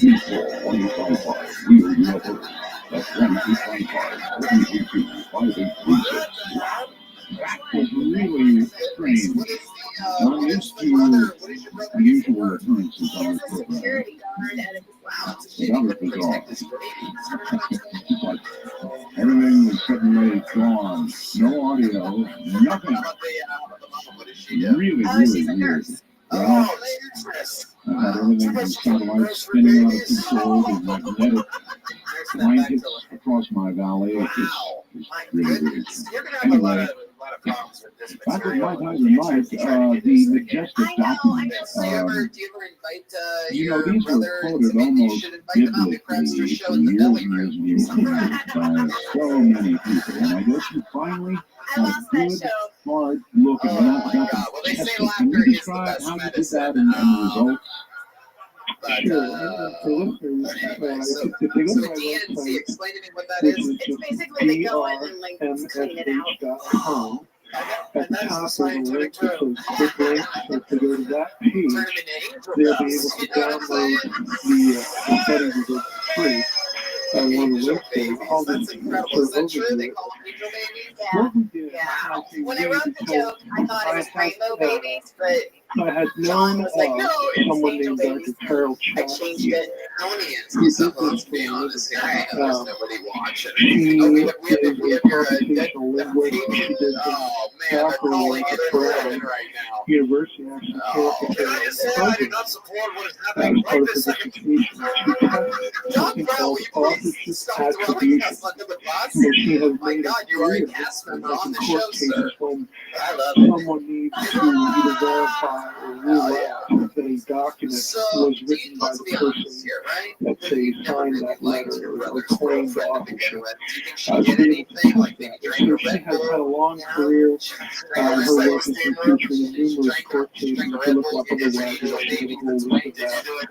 So when I No, found no, I myself wanted what was them the because we're ideal done person having kids, so like this was my way of having babies again. Oh, did they let you keep the jar? They did. Now, Yeah. I Is that think true? that's a quick question, Mike, and is Just this, trying to play. can you rattle off each of the cartoons she used? In other words, how does she approach it? What Right. What she focuses Enjoy on anything else would not interesting be happening in life? common I'm vocabulary. working on the What would fourth be Jack what we Hole's call book, in so grammar that's going to be coming function. out Right. Little Joy words Arlene like is a conjunction, writer. Yes, preposition, and interjection. If you like In that other words, the material, words there's that you don't more. really think about just sort of habitually used in We got certain trickling ways. down for That sister-in-law's everybody leg. sort of develops these unconscious patterns. And so she actually focuses on the uncommon in terms of, and then non-specialized I just vocabulary. started a But podcast. everybody Are your brother and his girlfriend married? No. Oh, no, so when you you call go her a through the miss. document, Marriage? again, All purchase right. changes, Anyway, not a this is Mrs. what Carriage. you're looking for. The whole idea is to establish patterns. Now, it's I only would call it beating a the dead methods horse, but we it's use two only babies, so I apply can't really to call it that. documents in the majestic group that had If authorship it was funny, I would attribution. have In ended other up words, laughing at the fetal a position. particular document that supposedly was sent by Those babies are like a pair of Roosevelt shoes and, because they have two cells Helen as well. or something like that, General Ford. Right. So we had and then we needed documents that were more than Sorry, Doc, I got a few sentences. more I gotta Somebody get who to could here. know It's about very rare it. that we have a double And so we had miscarriage, to have and a we didn't paragraph. roam. You know, So take the we miscarriage. went out and then we went to zero in on the documents. And this was really a funding issue. The babies are in a tube too for those of you Which paying are the attention. content that is the most explosive? Which are the ones that talk They're about also streaming right now. extraterrestrial bodies or something that really it has an important role to play potentially in the whole narrative. And so we got that. So what you do then is you have your documents that you want to test the attribution. So what I had to do, and I listed it up with a couple people to find, okay, we're going to test two documents here that are written by General Twining. Well, let's go to archive websites and we would try to find documents that nobody is going to dispute by them. The Jackals So we is pull a out the teacher's band.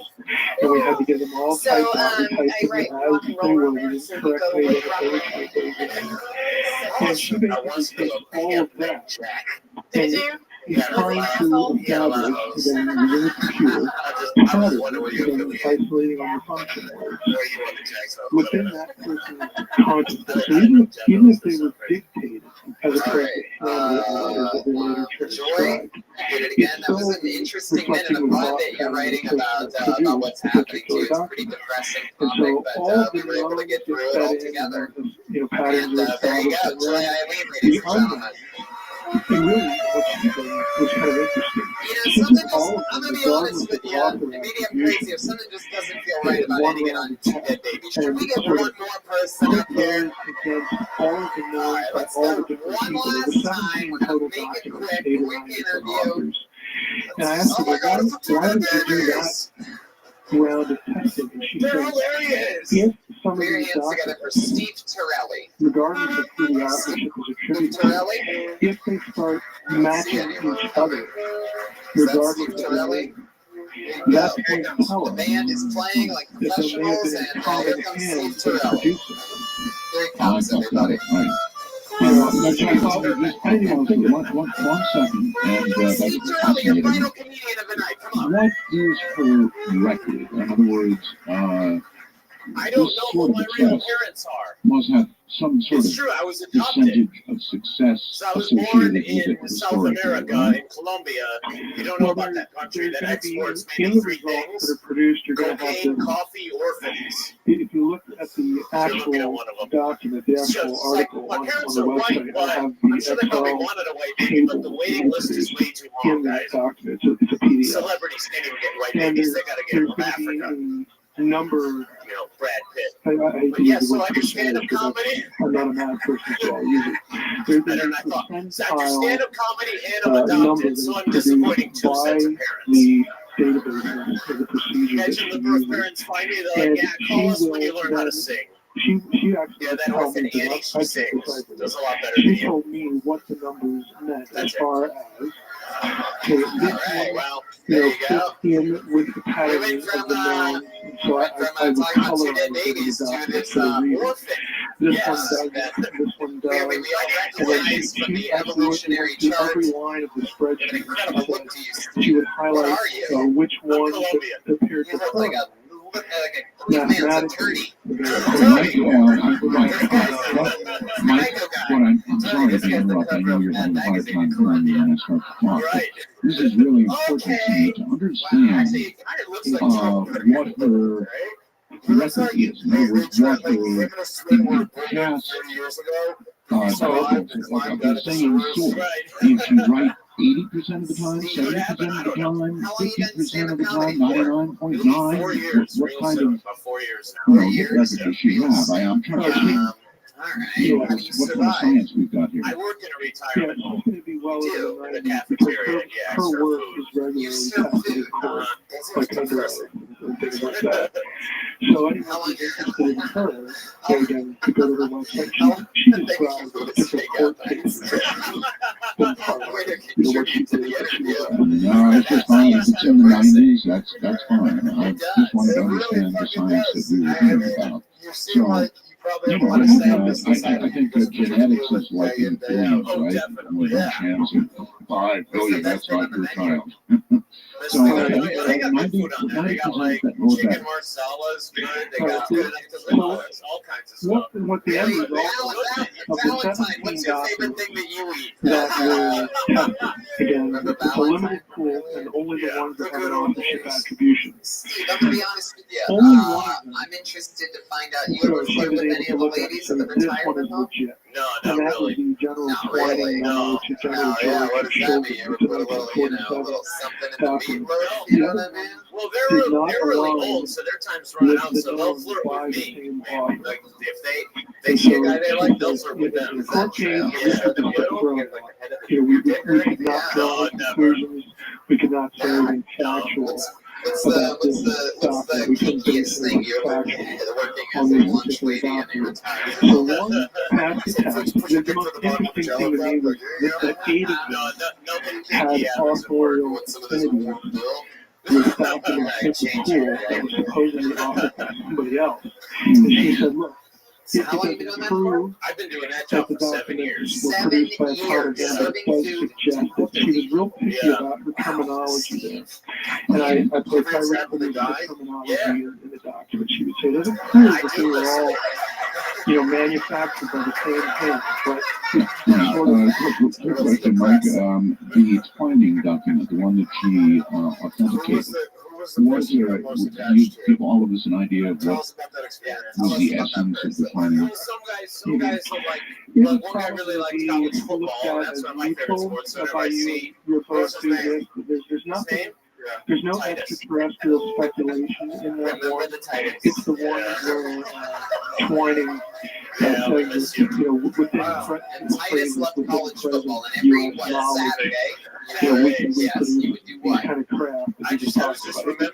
If any of your listeners You know, are going to look at the document, just point he's from your home to the state. He loves document. Ohio State football. Is that you? Speeds at 7,000 Looks miles like an one more hour. season ticket just opened. Twining assessment in that particular document is that we're not thinking extraterrestrial. Now, obviously, there are other documents within the Majestic cache that we couldn't test because they have no authorship attribution. So the study itself is limited, but I should mention one of the things Go back to your Colombian I roots. deliberately also family business. when there was documents that previous had by other means forensically Make a lot more money. You'd be sliding cocaine to some of those retirement people. Oh yeah, like between the documents, they did not have the Stick tonight, asshole.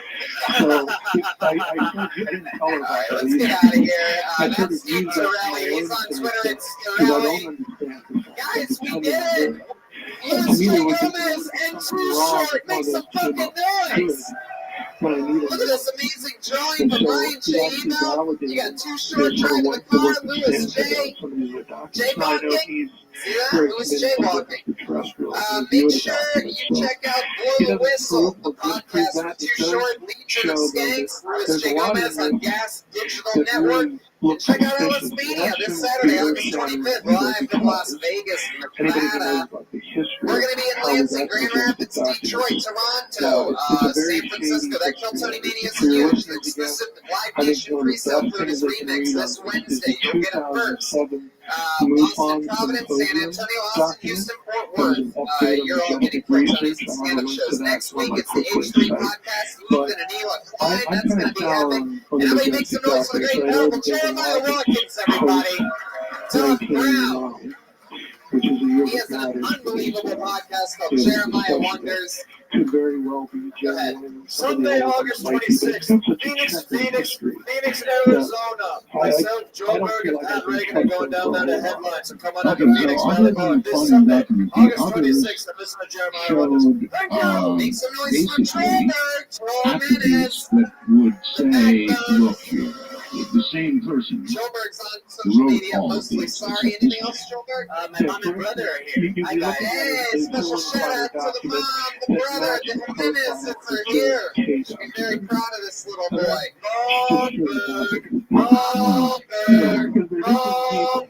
And she just Yes, life is good. We did it again. That's another episode of Kill Tony. Thanks to Josh Martin, Ryan J.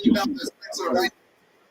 And if you want the Kill Tony shirts, available in the lobby right now. Yeah, live audience, thank you so much. Have a great night, everyone.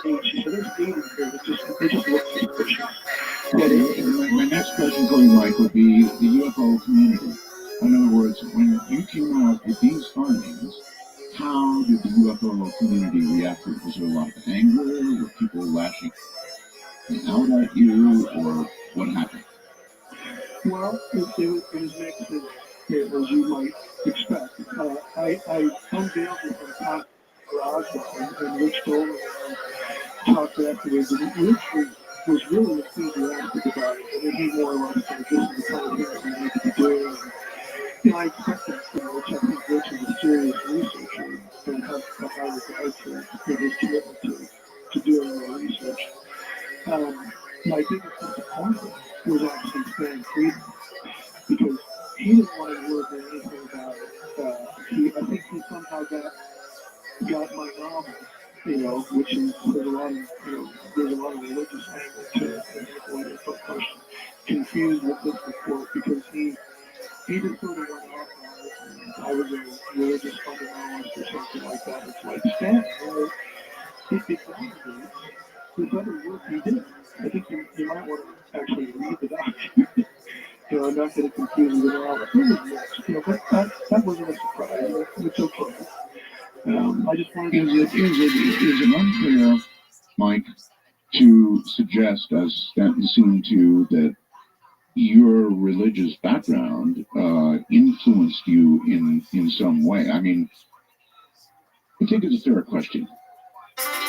Well, it would be if I had written any of the documents, and if I was the computational linguist that I was testing, and I was the computational linguist that produced the program. I'm known. I was just the guy that said, hey, here's somebody who does this for a living. Would she be interested in, testing these documents? So she was. So, it didn't really go anywhere as far as a huge impact, because, to be honest with you, people are sort of committed to what side of this question they're on. Most people, are more interested in looking at everything kind of, meaning the way they typically. I want to know, because I'm a language guy, and we do this kind of work, in the office, not forensic, obviously, but we do lots of stuff with software. Great Ryan Tree E-Belt over there, already beginning drawing tonight's episode. We're excited. How are you guys doing? You pumped for this or what? This place is packing up fast. Everything's happening. And so are YouTube listeners out there. We are streaming live on YouTube right now. Hello, guys. And for those of you listening to the podcast or watching the live stream, fun stuff coming up. The 20th, 21st, and 22nd of September in Lansing, Grand Rapids, and Detroit. For stand-up shows and Tony's for all of those dates. And then the 25th through the 28th of September, we are in Toronto, Canada, JFL 42. We're doing some stand-up shows, and then on the 28th at midnight, we get your very own Tony in a gigantic theater. And I'd like there to be I just found out today who the guest is going to be. And let me tell you something, Toronto. Accusations going from this, you follow just back to that, you follow just where I have to pick which one I like. And that is not really? And if that irritates people, well, I'm not responsible. Kill Tony, live in Toronto. All right, no, that's entirely fair. Everybody loves him. You've also debunked the ancient astronaut idea, right? I mean, what about the long runways down south and all of that? All the rocks that been decorated seeming to show aliens, space helmets, and all of it, right? Why? In what way do you feel? In other words, do you have something? I don't know, equivalent to what you did with majestic documents when it comes to ancient alien theory. In my mind, I distinguish everything we've talked about up to this point. Buy fucking tickets, please. The question of November 9th, Venus de Milo, a very fancy venue. We're doing some real Game of Thrones shit. Swansea, Massachusetts, a 1,000-seat venue right between Providence and Boston. Between Providence and Boston, I'm very aware that I'm lying to you, Bostonians. It's 50 minutes away from Boston and 10 minutes away from Providence. Why not get the fucking car and buy some tickets? And November 13th, San Antonio, Kill Tony in a stand-up show. The 14th, Austin, Cap City. The 15th of November, Houston, Secret Group. And the 16th and 17th, with frankly the working is extraordinarily poor, and in many cases Hey, you guys want to hear literally something funny? November and 29th to December I don't 1st, think it really I'm performing at a deserves the place amount of all by attention myself that the called other Magooby's Joke parties who House. follow you get.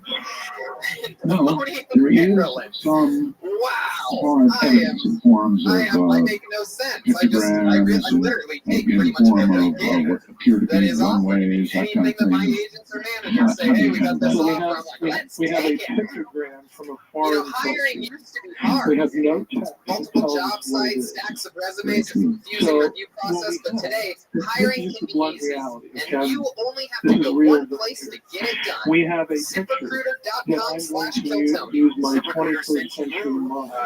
Sends your job Part out to of hundreds of people which and is leading influenced job by boards. this But they narrative. don't Now stop I'm there. going to With the powerful interpret matching that picture. technology, ZipRecruiter scans I could thousands be of resumes miles and to miles find and people miles with the and right miles and experience miles and invite away them to apply from to your job. anything As accurate. applications come And in in, most ZipRecruiter cases, analyzes people each have been one able and to spotlights produce the top candidates, so you never miss a great the match. same picture ZipRecruiter of is so other effective, prominent Tony, objects that where 80% it's of clear the as to what the employers who purpose of post on this thing ZipRecruiter was. get a quality Or candidate what, through the site in there one might be a text day. that goes with it. Wow, they That's find when a you really quality get lucky candidate when through there's the actual site within text, one day text with that results goes like with that. it. It's no wonder And that ZipRecruiter is enough the highest bad rated work hiring site in has America. been And demonstrated right in now, that area, our listeners and can it's try inherently ZipRecruiter for subjective. free Can, at this to exclusive me, web it's address. the badness of the work that's out there ZipRecruiter.com/KillTony. that That's I will admit ZipRecruiter.com/KillTony. colors my opinion of the enterprise, KILLTONY.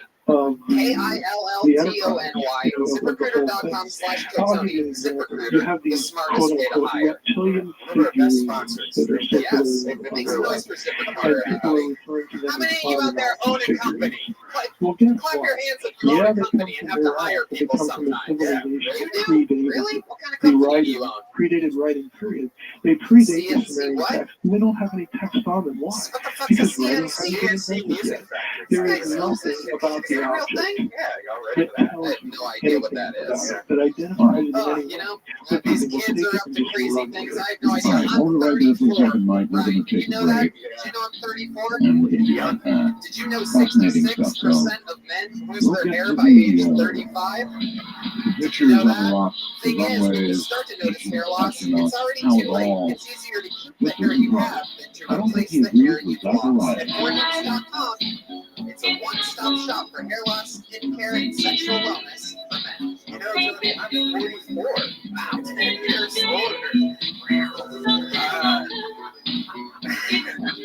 And when you get my age, you have a lot of problems. You don't worry about the hair. You're worried about down there. ED, right? And a lot of you might just... It's true. This is true. This is forhims.com. Really helps. Yeah, like instead of going to a gas station and getting some generic odor pill from Mexico, you go to forhims.com and you talk to a doctor on the website. You don't have to go to a doctor's office. That's embarrassing, especially when you don't have pants on. So, like, you go to this website, you get a prescription, like a professional prescription to one of, you know the name, like of an ED medication, so you don't have to go get the sketchy shit on Amazon that doesn't work. You can just go to forhims.com.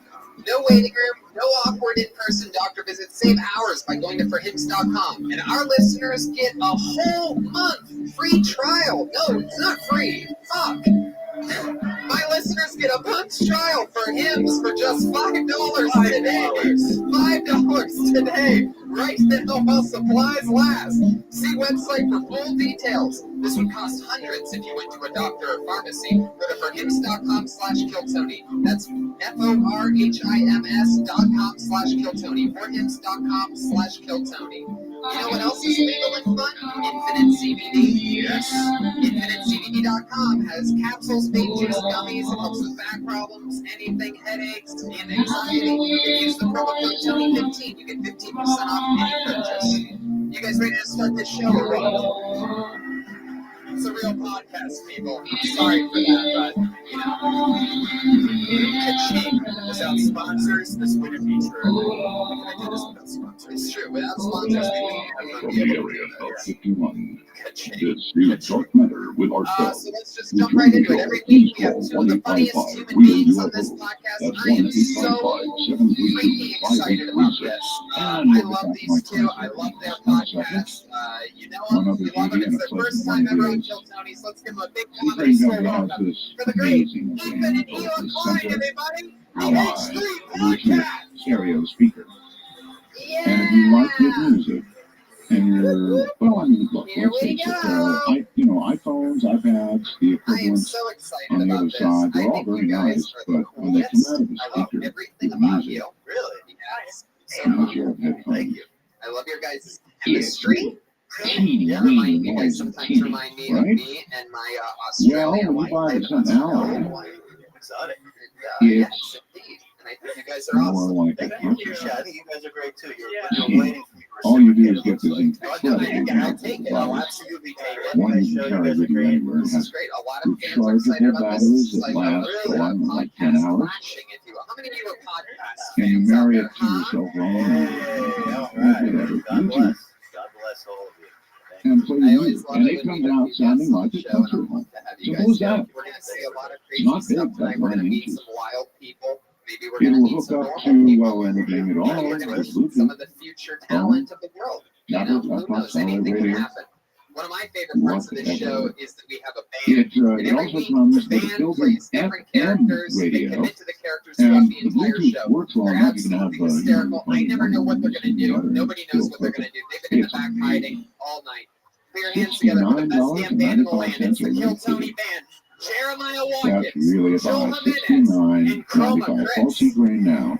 You want Let's to see. order the What's it going to Sega be tonight? Ally Bluetooth stereo Oh speaker. my goodness. I You wish I gotta could be kidding demonstrate me. it here on the air. I may figure out a way to do that. Definitely Give pregnant them a call. women. Operators there right now waiting for your call, sitting around. I Jeremiah bet is they are. pregnant with a tub of ice cream. Operators. Joel has pickles.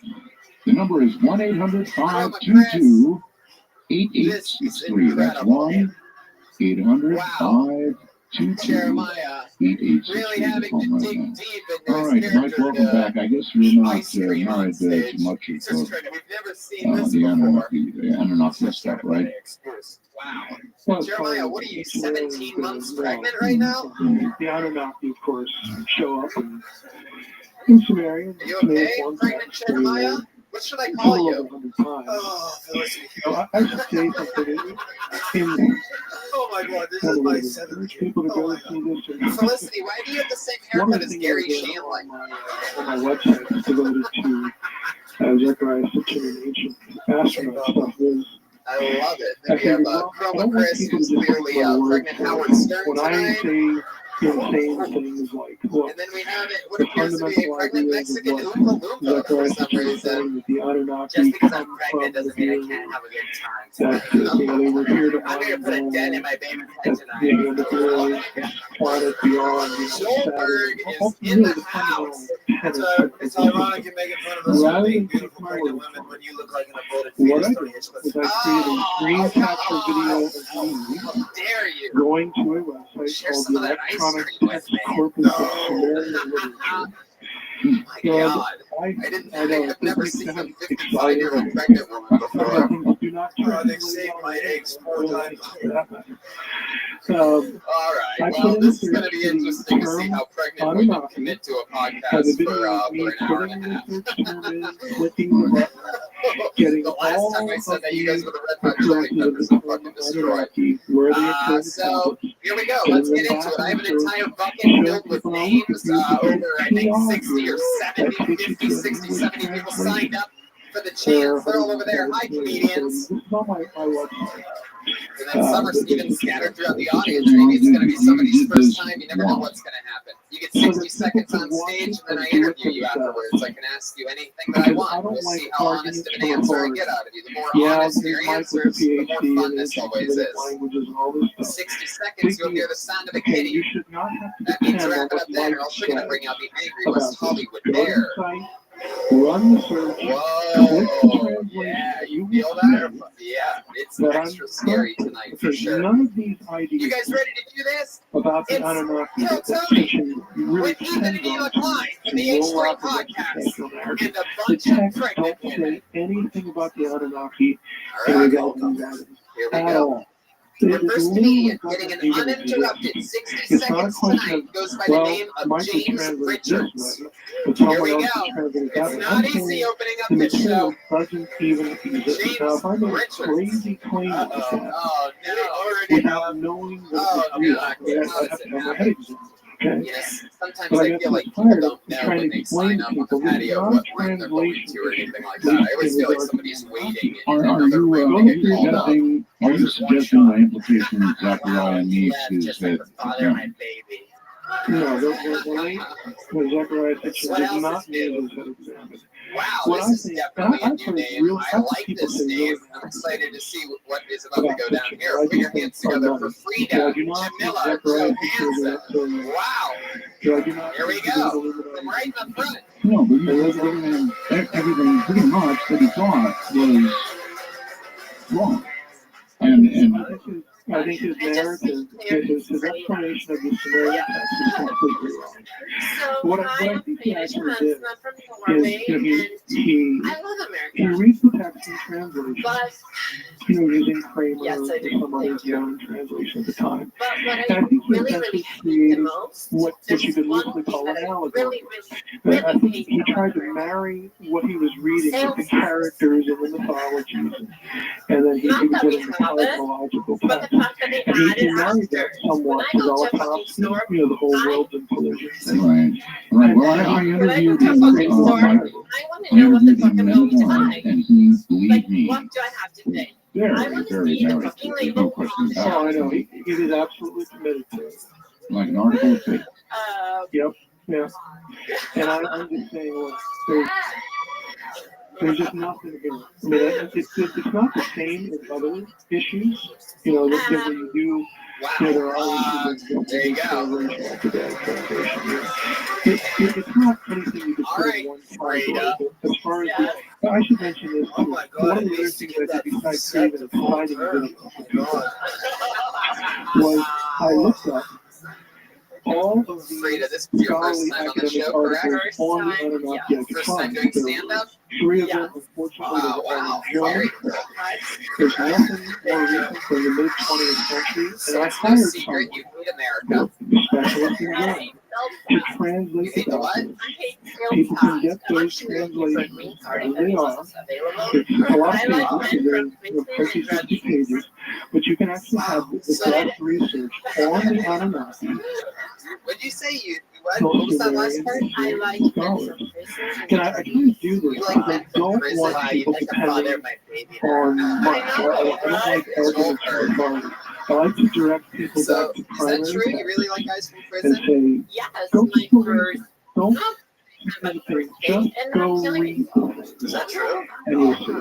Oh my God, that's like a All right, romance novel. here's Linda, who sent me a message. I like Art, to think of it as a really he does late not abortion. believe the scientists who carbon date things. And if you come up with a test done by other scientists, he will tell you that they did it wrong or made mistakes. Unfair? Shitty person. Yeah, He was a what's shitty wrong with person. carbon It dating? sounds like you're into that. And you said that he didn't overdose. I don't know. How did he Linda kill was himself? probably going to Honestly, I be still reviewing. know. Wow. Linda's going to be reviewing something No. that was carbon dating. I got one of these Find out that today. he killed. How did you find out that your ex-boyfriend killed This is what himself? Mike will do. Instagram. I got an email from somebody that sent me a R.E.P. picture of an object. Did you say I said, what do you think of R.E.P.? this object that R.E.P.? I She's from discovered? Norway. Rest You know, in he started peace. telling me what he did. Okay, I make the issue and stuff. My R.E.P. first He question might is still always, be okay, alive. This guy's just trying to I need to know represent where right the up. problem is. But it was, where was it No discovered? wonder you don't know how he I killed need to know himself. that it was not It's alive and well. Can you direct Wow, me to you're the such an publication, interesting to the character. archaeological publication? I have access to lots of databases at the faculty level. I can get to a lot of things that other people can't. Can you give me the archaeologist's name or the art? And I'll find it if you give me the information. And I'll go read And it. we are off And and I'll running. maybe I'll Goldberg post is it on already philosophy hitting life, full and I'll stride. ask him. 99% of Maybe the time, just that's fell out. amazing back. What I want is I want real This is basic. If incredible. you give me a Now, carbon Freda, date for something, my how long first have you question been would here in be, America? where On and do off for they show me the report? All On this and stuff gets off. You talking published. about You know, drugs this or is not, America? you know, it's America. Being out here. there are millions and millions Right. and millions And of you keep going pages back to put Norway. out Yeah. in Do you use the drugs? social sciences, No. No, not at all. archaeology, You just like guys on every block drugs. of the year. Yeah. Okay, I No can get that drugs, no stuff. I drinking, want to go no read it sex, so no that I anything. know, You don't have sex. you know, where it was apart. You know, what, You're a who virgin. did this? You know, Yeah, what and I did haven't this had publish? 19 all these kids. people. If you hate Professor So-and-so, I read your article on this and that. Why is it that you like And guys that I do have a drugs? question. I'll do stuff like that. I don't don't think know. that's unreasonable. I really don't. No, That's interesting. no, It's a it's specific not case, but for no unreasonable. reason at all. But again, when people look at you, Find that so intriguing about you. I guess they, I'm so good that I well, Right, sure. So good that you need something bad. Oh my God, somebody's I call myself the equal opportunity offender because I'll do this with Christians Is and there a even re- is there a reason why you maintain your virginity? Is it just you haven't found the right guy, or is it like religious beliefs? No. you know, like, what do I do? You're scared of it. You know, What are you afraid of? something they heard. I'm going to add them to the same thing because look, even if I like your position, a fair argument in defense of a good position. I don't It's do not much. psychological.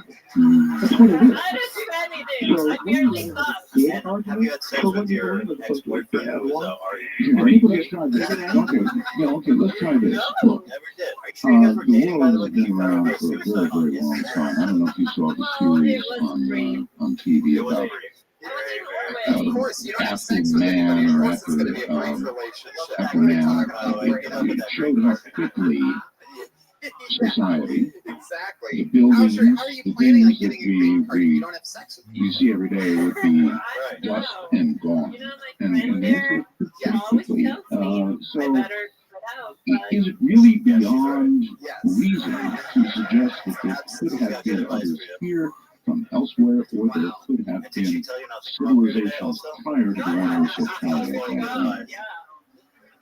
I got fucked and well, dumped and I'm still a that's an slut. argument that can actually be used, Did you you know, always both want to do ways. stand-up? To Oh, argue yes, and always. also to argue against Really? that point. Yeah. Say it like It's my Mhm. passion. You know, Your and, accent makes you know, it that's sound the like you're problem. lying. It's an argument for science. Well, I It's don't like see this. passion. I don't see a whole lot of Absolutely. building in Oh, place. always. There's Since I was a around here, kid. so Oh my it's God. been I'm actually funny in my country though. Really Just FYI. What? We don't understand Norwegian. Repeat I it. mean, in theory, I'm actually you funny know, in we my have country. Are you? Give Yeah. us an example of a joke you would do in Norway that would kill. It doesn't have to get a laugh here. Just give us an people don't example. stop to think about how Oh, the waters are so choppy. Am I right?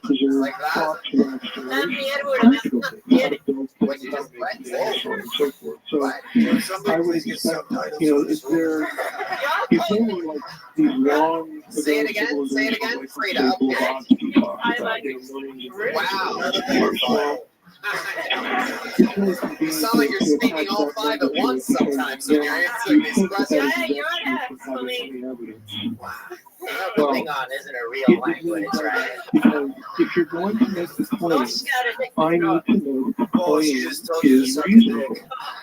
So I I don't fucking think wish. that is an unreasonable thing to Well, ask for. Freda, I'm glad you came up here to do this. The question is, if that's possible. It's Eureka possible, actually maybe in the sense that I could be the next American idol. Oh, So that's you possible actually too. leave. I could Got wake it. up tomorrow with a pump on my head, and I'll wake up and I have a great voice, and I just Do you always dress like you know, a I mean, Kleenex the tissue American box? idol. Yeah, that's possible. You know, Well, not based on what I've heard so far tonight. I mean, you know, it's a great conversation, but you know, you're not saying you're not doing anything. No,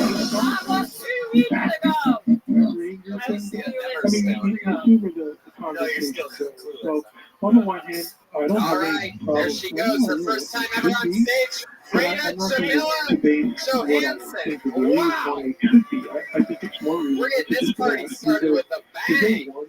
By a bang. But I you mean know, that. makes this a little more concrete. It takes it out There of she the goes. realm Right back to the front row. Like Freda. into the realm of You'll get to see other people go up and see what you should have done. about this aspect of this topic.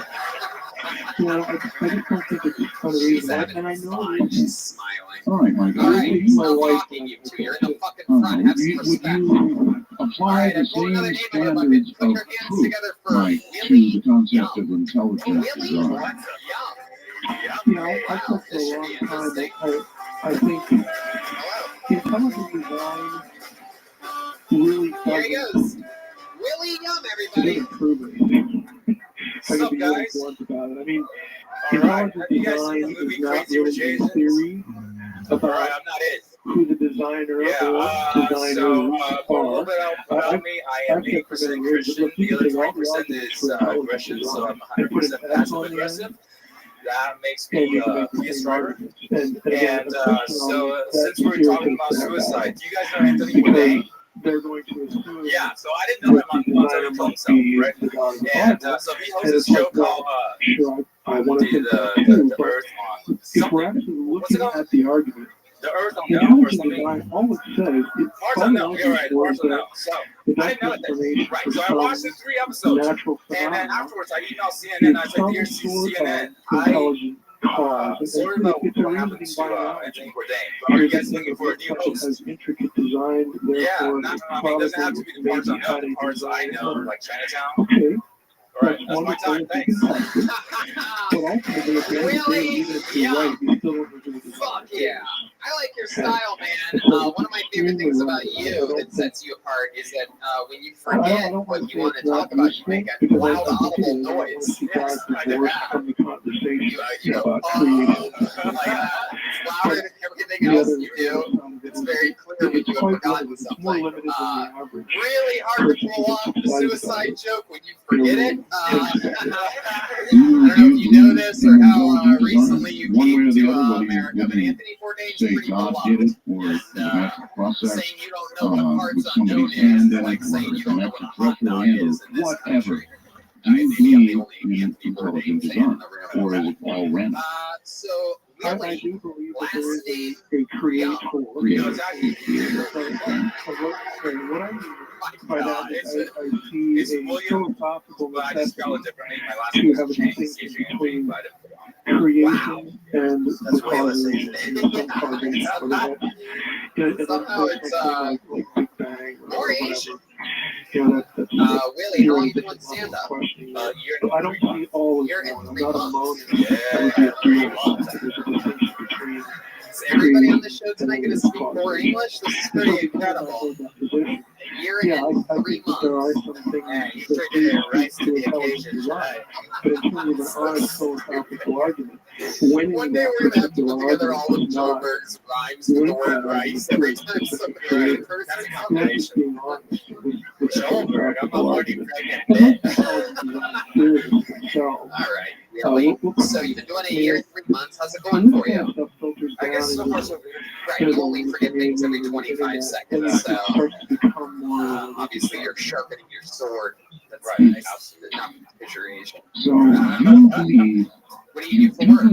I work at Boil down the intelligent design. If there was a creator, is that creator the one of the Bible? I don't know. Any creator would have to be a creator is described in the Bible, and that is creation.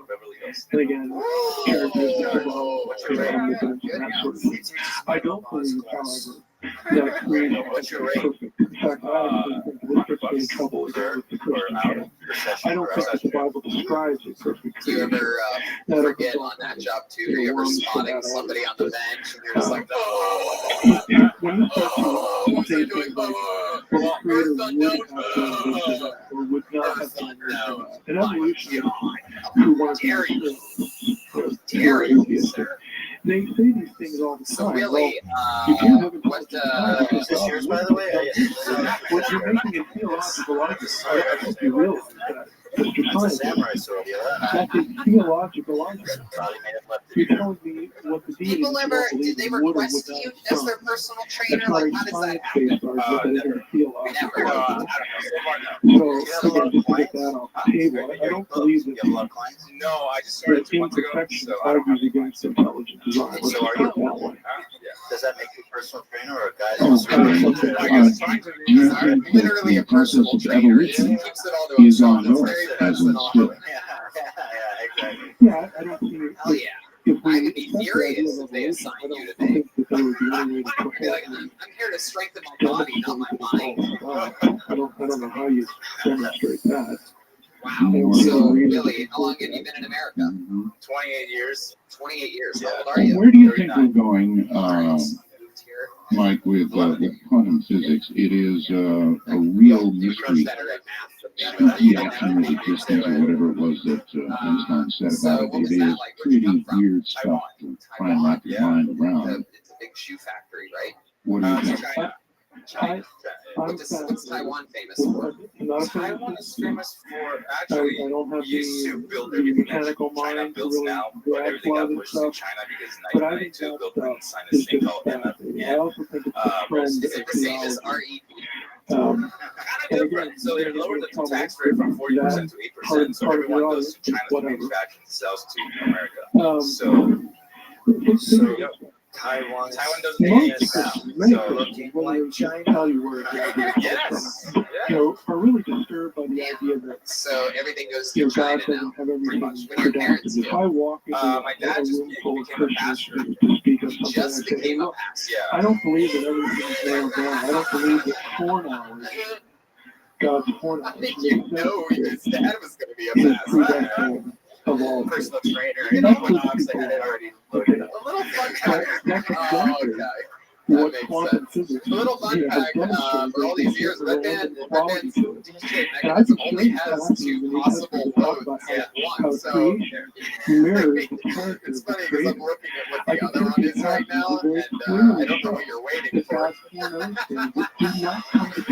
That tells you But it's not all right. immediately point blank. I feel like it makes it that much crazier for the diehard fans of the show to know that sometimes when those timing things happen, there's only 2 possibilities. Like it's hard work to load up one of those things. You pretend like you just like you have like a bunch of buttons, like it one's like a dick balls, and you're like, it's great. That'd be a lot easier. So what was your dad doing? He was a pastor. So he was in the military for about almost 20 years. Side. Taiwan. Yeah, and then he went from there Wouldn't it be into interesting to sales. actually give the Bible But he was to in that sales. same lady And then who looked at the Majestic document? You know, we have actually talked So how recently did he become a about pastor? that. This is an interesting rabbit trail. 4 years ago. What do you think made him Yeah, make this change in his undergraduate life? degree, Karen's undergraduate degree is Find out in over Greek. Instagram. Yeah. So, Jesus. Well, he was a different person. we have asked her in the Like he past, was very that there are militant. So certain growing books up, in the New everything has to Testament go his way. that Or are what are get called out of the house. disputed Like what? What's the authorship strict? books. The past With really me, places so I that would be saw my First, friend. Second Timothy, and Titus. I lived with my grandparents until when I was 3. And when I moved to live with my parents, I ran away when I was 8 because everything was so different. And we can give you he's telling me to do the digital this, form of the Greek New Testament and you know, Yeah. Dad, check out authorship attribution. And of course, you Pretty bring up much. the obvious Yeah. problem. He was. Well, you have to also hand Every day. documents to You create don't a know what to talk profile about. that you know for certain were written by this particular Better to your individual. son. And she That wasn't it. and so frankly, we, You ran away when you were 8. we wondered How do could you we do what that did you because do? most of Paul's I just remember, most of so Paul's my writings grandparents stayed are lived disputed 4 hours in away some way at by some train, point so I remember how to in get the life. back home, Even the get ones back that to are sort of, you know, their everybody house. accepts Yeah, each so I other just as went to the Paul. train station, and then when I was So, there, I guess is there a way we can so they actually asked me, throughout where are you going? this So I text? said, There I has said, been a all right, whole book yeah, on exactly. something called spiralogy, Are trying we to listening test to the books on parent tape right now? What's happening? Yeah. and So there are Very computational interesting. ways So in you our took field a we're 4 applying hour these You've been on to stage for 9 using months. the new What are you techniques doing right now? it takes less work to produce the raw data.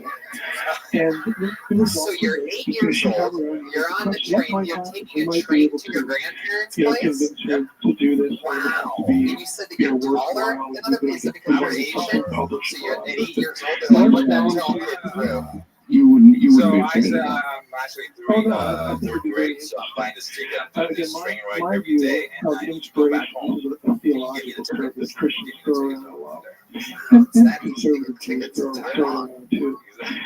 All right, Willie. Well, it was nice to meet you. Congratulations on everything. There you go.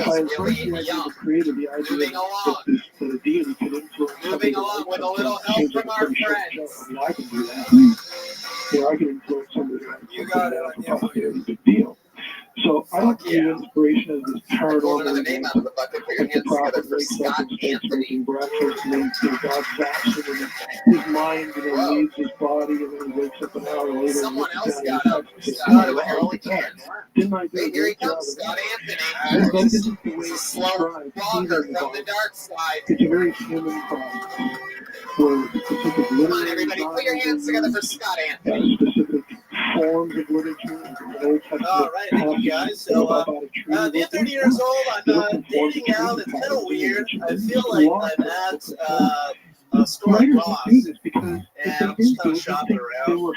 Except nobody really shops at Ross. They just kind of sell what the fuck is laying around. I hope it's going to be the right size. Hope it's not going to be too big. The writers were people.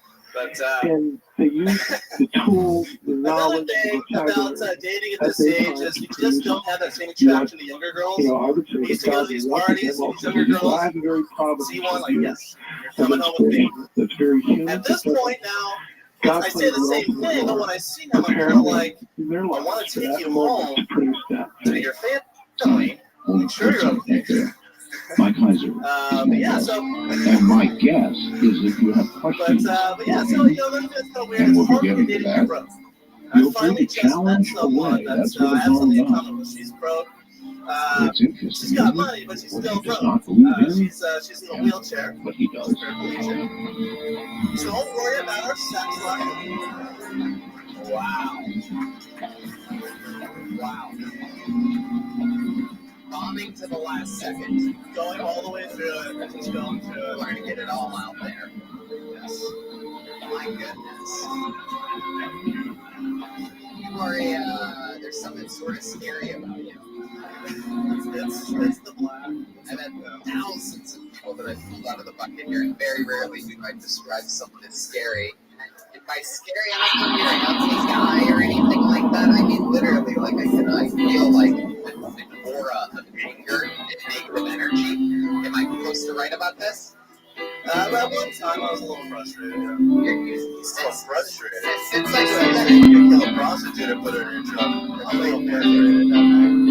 By the way, other new podcast listeners, since I asked him if he was angry and had a negative aura, a layer of sweat came out of his forehead that wasn't there before, or while he was bombing on stage. Cover the truth. Scott, how are you doing stand-up? Actually, this will be my second time on the show. I was the dog trainer guy, talked about dog trainer stuff. And, so this is, I think it's going to be my 8th time. I did a couple mics up in San Diego. So after I got on episode 279, and that one was way I think you're the only one that remembers that, Scott.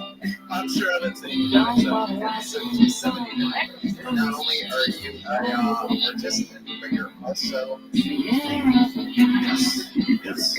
Scott. What's going on with life? Are you still walking dogs? Still walking dogs. We're still trading up kind of aggressive stuff. I still have my pictures in the closet. And so yeah, it's been pretty positive. it involves Adam and Eve.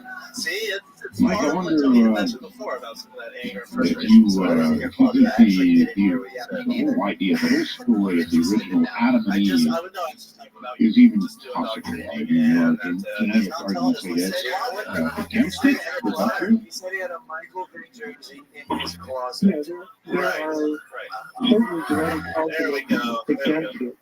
I've actually followed. Is that true? Do you really have a Michael Vick jersey in your closet? I do. Why do you have a Michael Vick jersey? Even within in case circles, because some of the dogs got a little out of luck, and I thought maybe it might set the tone. Oh God! Here in my neck of the dogs that watch football and read English. The guy who's more or less heard the whole thing. Awful. Scott, what's the creepiest thing you've ever done? Really argued against the historical Just get right to the point. Tell the truth. That you can't account for. There's a boy inside the closet wearing the Michael Vick jersey. And that's been batted around quite a bit. some people, I think about this, some people would say, well, we don't really need it to care about. That's not a pass, though. We still need to answer. Yep. If we go back to the literal reading of Genesis after the flood, we have more than one No, you're not. Scott, answer the question I my asked you view is, I honestly. don't think that What's the creepiest thing you've ever theologically, done? we have to affirm. If I tell you the police are going to be here real quick. All right, what's the 17th creepiest thing you've ever done? Still divided Give me on something the here, issue. Scott. So Fucking I give us think, 20. 20 Don't years try to ago, make we a made, joke about it. statistical genetics. By the way, might he's be, gripping the microphone so an area hard that that it looks like he's Shining works butter. put That's into just it, the might be 99 something more creepiest thing complete is than it is now. But, my last name is so Turning Butter. It's in the You sound Wow, you actually tried pretty to be funny again. It's unsure. unbelievable. Like, I I mean, don't, it's I like don't, just I don't know something. where It to. reminds me of like the Yeah, boxers that but get I knocked have out, or in the noticed UFC the where you see arguments somebody that get go knocked the either fuck out, and then way. when they come to, they start like throwing Like punches, somebody but who's they a little don't know mad that at they're what he out and on the believes. mat already, We're and then the having fight's fun been over on for it. 25 seconds. Well, I don't know. Tony, I may be pregnant, but he's bombing for two. Now, for your readers and your listeners, Yeah, hopefully your delivery I doesn't think end up one as of the bad better as his books on is. this is by a guy named Peter Williams. If it's about historical evolution. Yeah, definitely Well, don't. and You don't he's have an any old guns, do you, scholar like Scott? I am. I know Pete. No, very good. I'm gonna stop you there before you try to make a shitty for a joke. neutral position on this, and actually one that favored the evolutionary argument. But his argument is actually Scott, text-based, what is the and most that is likable thing about you? he What's something like a redeemable martial arts quality that might change depending all of on our the minds about you? dissertation Like that somebody something good else that you've wrote. done. In part, that the story about it is actually I can say that I have held more punches than anyone in this room right now. I can say that confidently. This guy's back to dog walking. I feel like this is one of those guys that like only finds any solace in dogs. You know what I mean? Fucking hates humans. The second part of this You mean metaphorical? Yeah, Metaphorical? right. I think he does a good job of laying it out for the non-specialist. Alright, It's Scott, well, I'm controversial. not getting much out of I you. like parts of what Is his there anything argument you guys says, want to know about Scott? you know, I'm I curious don't about like any anything. parts of it, but I think in this case, I don't think genetics Second lies, time on Kill Tony, obviously. eighth time on stage. I do think, though, I think he had a that good people who are stage into presence. will tell He you walked around, in he the said articles everything, they and produce, that shit, you statistical did a little bit up genetics there. is still somewhat It wasn't funny what you said, but like you convinced me in the new. body language, so you're halfway there. That reason, you know, That's there's still, pretty good. it's a burgeoning There you field. go. There's a So little I think at this advice. point, it's like A 10, little, 20 years down the little road, positive we may have something more reinforcement. There you go. conclusive. Scott Anthony, everybody. Who's on Instagram at Biblical scholarship or santhony21. theology. Willie Young is I Where's think Denzel? And Freda is Freda Johansson, by the way. For different The other reasons. guy But was again, for blacklisted. those of you who are Christians out there listening, I can say this because I do not take Romans 5 Something going on. as to be Something do. creepy, right? So we'll just leave it I there. don't know how to put it. And if it becomes a Put your finger on it. So when you get Let's to keep the it moving along. genetics, See what happens here. So put your you hands together would for think these Stephanie percentages would D. be way Stephanie below what the MJ12 document Very simple. achieved. Can only be one. You know, I don't really know how Stephanie. to comment on a comparison because I don't really know either field. But, you know, genetics People are just doesn't lie. scared We at this depend on point. genetics for a lot of They think they're different going to things. bomb as hard as everybody else. You ever break someone up here? Agriculture also genetics. I mean, genetics is genetics. I mean, it's real. The data are real. No, I The mean, issue is the honestly, like, statistical no matter analysis of the how data. So who knows? bad they do or anything like that, maybe they sort of just stay in the pocket, like what that guy just did. He was making jokes down to the very end, right? It's just happy go lucky. Yeah, you know, sometimes bombing on this show is still better than anything else these people have done in their lives. So, you know, it's sort of a win-win I would situation. agree with you in this question. For your listeners. Some of them, you know me, so it's sort of like, you know, it's a pleasure for them to get made fun of, and they're on the, you know, they're on this crazy, you know, historical Click on stage that, that and you all the can go greats have been to on. So that I look site, at it as and a on that win-win. site, Or there a is a lose-lose. tab It really depends on how you that look at talks it. about This is definitely a new game. anthropology. Okay, biblical I'm anthropology. excited to say it. Put your hands together for Avalanche Romans 5. Phillips. Again, it's a key passage. Avalanche I've blogged Phillips? a lot on this. Hell So yeah. I'm interested in genetics. I think it's kind of fascinating. Yeah, make some noise for Avalanche, everyone.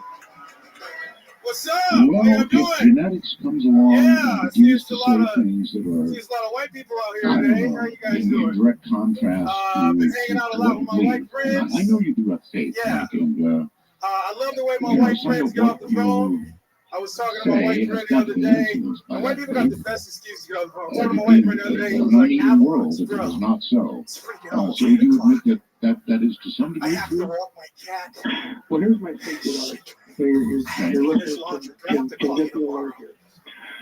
I don't believe at all that Genesis My black friends get off the and the Bible people get off the phone a little bit different. I was talking to my black friends the other day. I was like, hey, bro, what's going on? He was like, hey, bro, I'm about to walk up these stairs. We talk a lot about the need to interpret the Bible in context. Walking up the stairs. Again, you think it was He's like, yeah, bro, metaphorical. I'm about to open up this door. I gotta call you tomorrow. I was like, hey, we talking. The context for the Bible is talking the about context Texas. that produced it.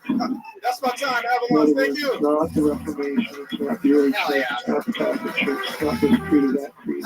The context that produced the Bible is the one that was around maybe with the writers who were living in, I'm right? sorry to laugh like And that. That's okay. as I thought it was the avalanche, but I and guess as a if you close call it reader of the text, the original language. avalanche. What you have in Genesis Forgive me if I misunderstood, but really, was one of your jokes that you very don't do similar laundry? because it's a common worldview. You The said other your friend's explanation excuse was, is oh, I gotta do laundry. It was like you know, real they're not excuses trying versus to look, teach bro, I'm you about to walk science. up They're the trying to stairs. teach you Like, I need to theological steps. messages. Basically. You have a creator. Here's who the creator is. Yahweh, the God of Israel. Humanity is here because he You wants only to wear wear his images, wear size his super small. representation. What's That going on should there? work And its a way out follow-up of our question: lives Did in you know certain that if ways. you wanted to, you They're could not easily scientists. be a They're personal living trainer and the pre-scientific equinox and world. everybody And the else? messaging is That is true. That is now, true. I don't think the theological messaging contradicts. Obviously, you can tell I don't do laundry, so. I am someone who believes in a creator.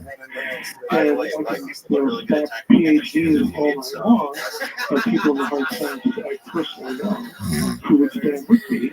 Avalanche. That might be one of the worst T-shirts I've ever seen in my life. I mean, I don't understand really what's going on there. Did you go to the store and ask for something that looks like like one of those industrial paper towels?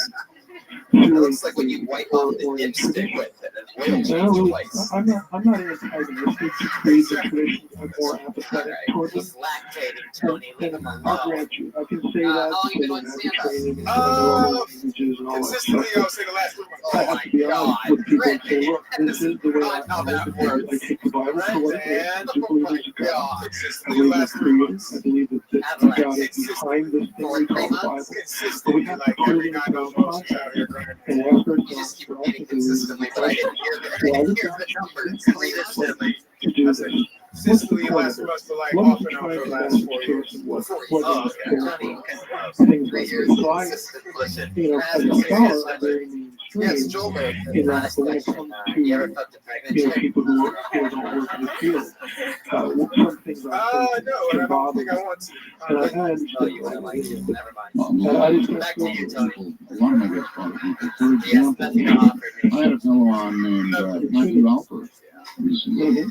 Matthew wrote a book called The God Part of the Brain. Have you ever heard of that? Oh, yeah. Yeah, I've heard. Where do you Not sell the real most recent estate? show, At the but I've Green heard Mile? previous shows. Okie dokie. Alright, so basically, Sometimes you gotta take he's chances, saying you know that what I mean? It's an human improvised beings show, have people. an It's a innate small fear shirt. of their own mortality. And the brain has adapted over time to embrace the concept of a creator in order to assuage that fear of mortality. And it is a reasonable thing to imagine. I wonder how you address something like that. I'm sorry? Do you ever put Well, anything in you're that not pocket? understand what I'm Never. saying. And I'll try to unpack it. If I had to put my money on Matthew Alford or Dean Raven, my money's on Dean.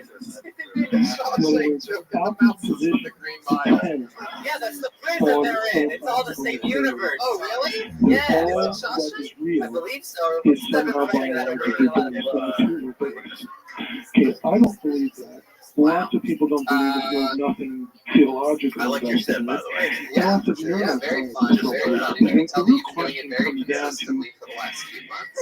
Is all this stuff something the brain produces You or said you something wouldn't the have sex brain with a pregnant woman. What kind receives of women are you into? So you have the radium All shapes and sizes? That's a cop out. Come on, you have a taste. Okay, one of the obvious things is, well, if you took this gene out and you took this drug, it sort of shut the thing off. Well, if I took the battery out of the radio that I've been listening to, I can also say that the radios are not so legs optional. Well, one of the things I want to address this is that, look, if you take somebody who is very religious and they have an accident, they hit their head, You said all, so I don't know. many times they're suddenly not religious anymore. Exactly what I would expect. That phenomenon works just fine with the idea that the brain You're trying to get laid right now. I like that. You do not need to have the idea that the brain produces consciousness. You ever had sex with a Norwegian virgin before? That'd be pretty fun. The moving blood. Trying to say black woman right here because she's waving right here. I like black. She's waving. You better say me, baby, right here. Oh, that's Aphrodite over there. Hell yeah. You ever have sex with an African for coming up with a more thoughtful idea. It's not unique. What do you like to Anybody who studies the whole problem, quote unquote, of consciousness. Gets into the mind body problem, the mind body issue. And neuroscientists, neuroscientists are divided. How long have you been playing I mean, I would want to know things like, well, why doesn't everyone believe in God? Why do some people believe in God later in brain surgery? Wow. Why are conceptions of God so different? I wish I could even to go to Ireland or those who believe it's almost universal. You can go to islands that have been barely touched. Again, don't let you throw the Bible in here again. Romans 1, Ecclesiastes. Oh shit, your feet just got fucking roasted. Oh shit. 2, 1. Jeremiah is a full character. He is bare feet, and to stay committed to character, his feet are disgusting and swollen, like an actual pregnant woman. So, podcast listeners, avalanche is right. Am I saying avalanche here? Avalanche. We would expect that if we had that would be a side that would seek him. It's really hard to roast a person's feet. Are you a foot person or is it again, going back to the I'm just trying to get away from these. I'm trying to you don't need Alfred's position to explain. Alfred would agree with a lot of what you just said. Avalanche.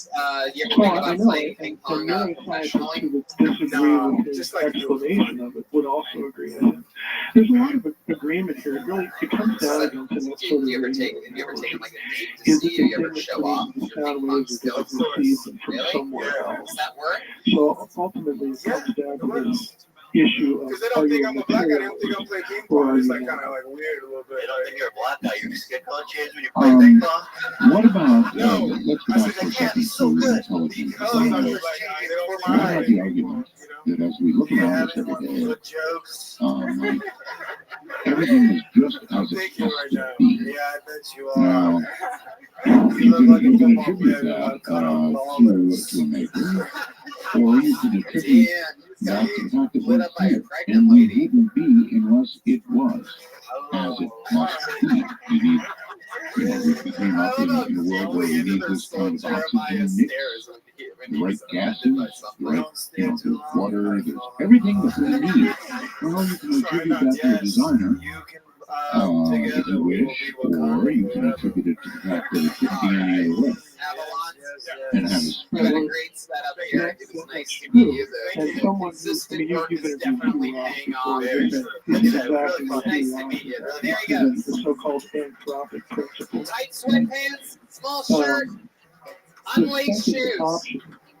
This guy's got style. There he goes. One more time for Avalanche, everybody. Isn't that less of an explanation than the first option? Because the first option alive and second to exist, whereas the second one doesn't. First is that we're designed as intelligent beings. And intelligent beings You guys at having some fun out point there? ask You get that it? question. So All right, it's a one-word name. Yeah, We love one-word names on this show. Let's see what happens. Both options are held by different people, and that's kind of where these arguments stall. That looks like Seth. If I've ever seen one. Philosophical argument, which one? Hello, everybody. I want to talk to you a little bit about perspective. Right? So when I was dating, I called up this girl to go out with me, and she told me, over the phone, I won't go out with you, period. Would you think that if you were addressing a whole But I room thought full about of it because she said it, ufologists, right? So it wasn't in would text, I didn't have any you punctuation. basically tell So I them thought they're about it. Here are the wasting two their options I came up time? with. All right? No. Okay, so I'll give you a minute. I hope everybody can see it. But it says, I won't go out with you, comma, period. Serious That's the ufology. hurtful one. And the other is, I won't go out with you, People who colon, witness these things are being very which is an forthright. excuse. They're telling the truth. And I appreciated that. Yeah, I appreciated that. So it all depends on how you look at it, right? I'm married now. I've been married for 8 years. Yeah, married for 8 years. Not to this woman. To a different one. To a different one. I think people And I realized after we've been married that she got into the relationship for very different reasons, right? She got into it, she looked at me as a group project. In our world today, again, back to the technological and the biological question, since I think it's reasonable Seth, to discuss some the people are idea going to tell you that you did that that here tonight.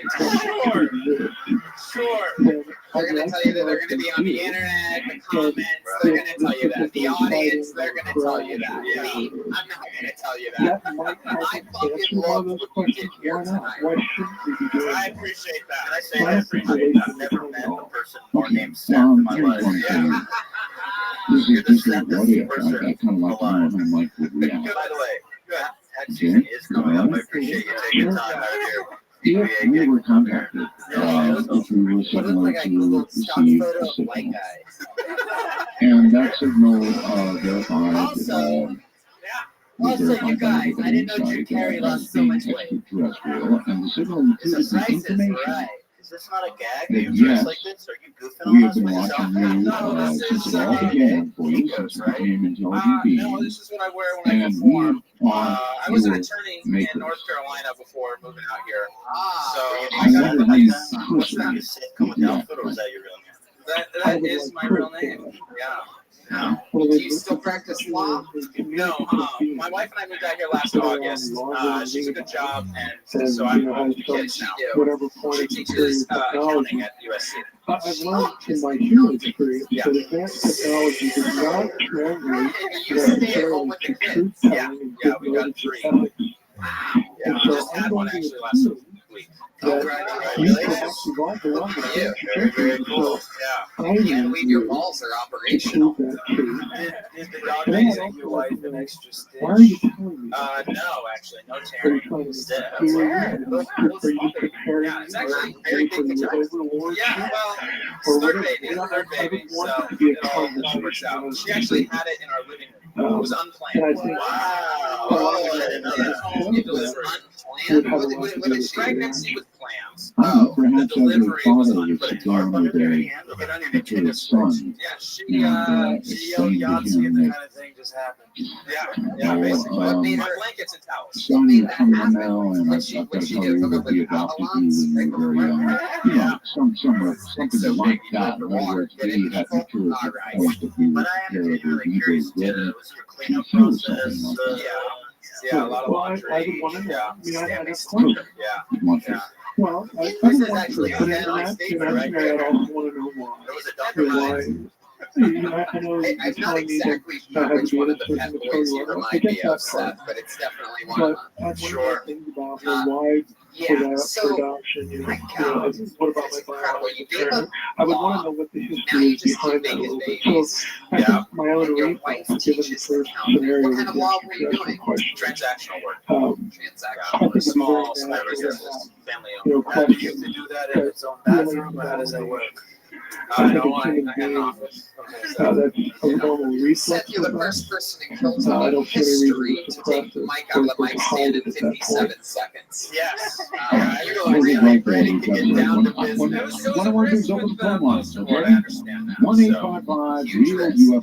That's 855-REAL-UFO from Mike Kaiser. There we go. Interesting. Yeah, no, I understand that. I didn't really understand the joke. That's part of the catch with you're going to do something that allows you to get a shorter clear. Yeah. Do you understand punctuation? No, I understand what you're trying to do, but you lost me a little bit on the setup. Got it. Okay. Wow. I imagine, like, in parentheses after he said that, they would jump. So this was your result? Yeah, of the punctuation thing. Yeah, no, I agree. But yes, I understand punctuation is beautiful, like in the goddamn writer's guild. I know.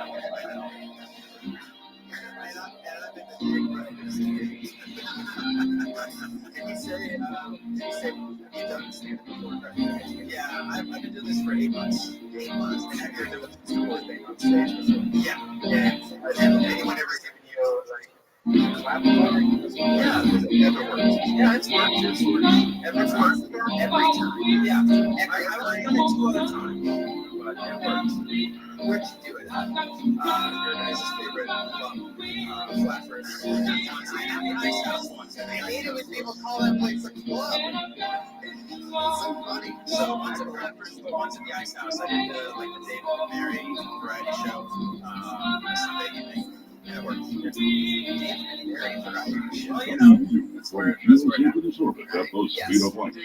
This is Dark Matter with Art Bell. To caller, please light up the lines at 1-855-REAL UFO. That's 1-855-733. My guest is Mike Kaiser, and I'd love to have you get in with him if you would like to. The numbers are easy, 855-REAL UFO. 732-5836. You're dressed I think already for what your face looks the like. field is wide open. In other words, any kind of questions you have, I think it's certainly fair. And I'd invite you to pick up the phone and go ahead and make think you're that outfit is killing me. Oh. You got it. That's what it's about, is right. Dark Matter, you are on the air with Mike Kaiser. Hello. Have you ever shot an AR-15? Hello. What was that? Hello. Have you ever shot an AR-15? No. Have you ever shot a gun? A BB gun. I have a question for you. In a Christmas story. At the beginning of the show, you mentioned that you needed proof for UFOs and so forth and so on. But you said What is the survival toughest thing about you, set in Seth? stone, We're but making jokes about what the I saw. law Yeah, there's is really not actually much. literal. There's gotta be something. And What's but like there's no proof of survival or Yeah, God. yeah. Can you provide proof that there is a God? Or I mean, actually I've is? shot crows with the pellet gun to keep them off. Like, you get a yard. A couple times during the conversation, I pretty much said Son of a these bitch. But no, I'm not a very tough person. I don't. You You ever break the law? You ever jaywalk? I've If you're sped and asking jaywalked. Sure. You admit that? Yeah, I admit that. I know. No, Will you tickle this up? the theological idea, the philosophical idea. Tickle me? I mean, generally that question's followed by an actual tickle attempt. So, no, Answer the question. I'm not that ticklish. What is I more am ticklish, but not. Do you the have a idea best? I that feel like you're a everything best is guy. either because No? of nothing or So when your wife's drinking you, so when it comes to the philosophical We idea, have yeah, a I think there are Subaru really good philosophical arguments. There's literally no other car you can be driving. I mean, that's a Sethmobile right there. Okay, so No, it suits me very well. God I have a could Honda be an Odyssey. alien or a 3 father. kids. So. Yeah, you do. All right, Seth. How old are you? I'm 31. 31. 3 kids. How old's your oldest kid? I define the alien as an extraterrestrial life form with the cause of She's evolution. going to be 7 in So that's November. quite different. Why are people gasping at 31? Is he older than you think? Or young? He looks a lot older than 31. It's a lot of kids with that.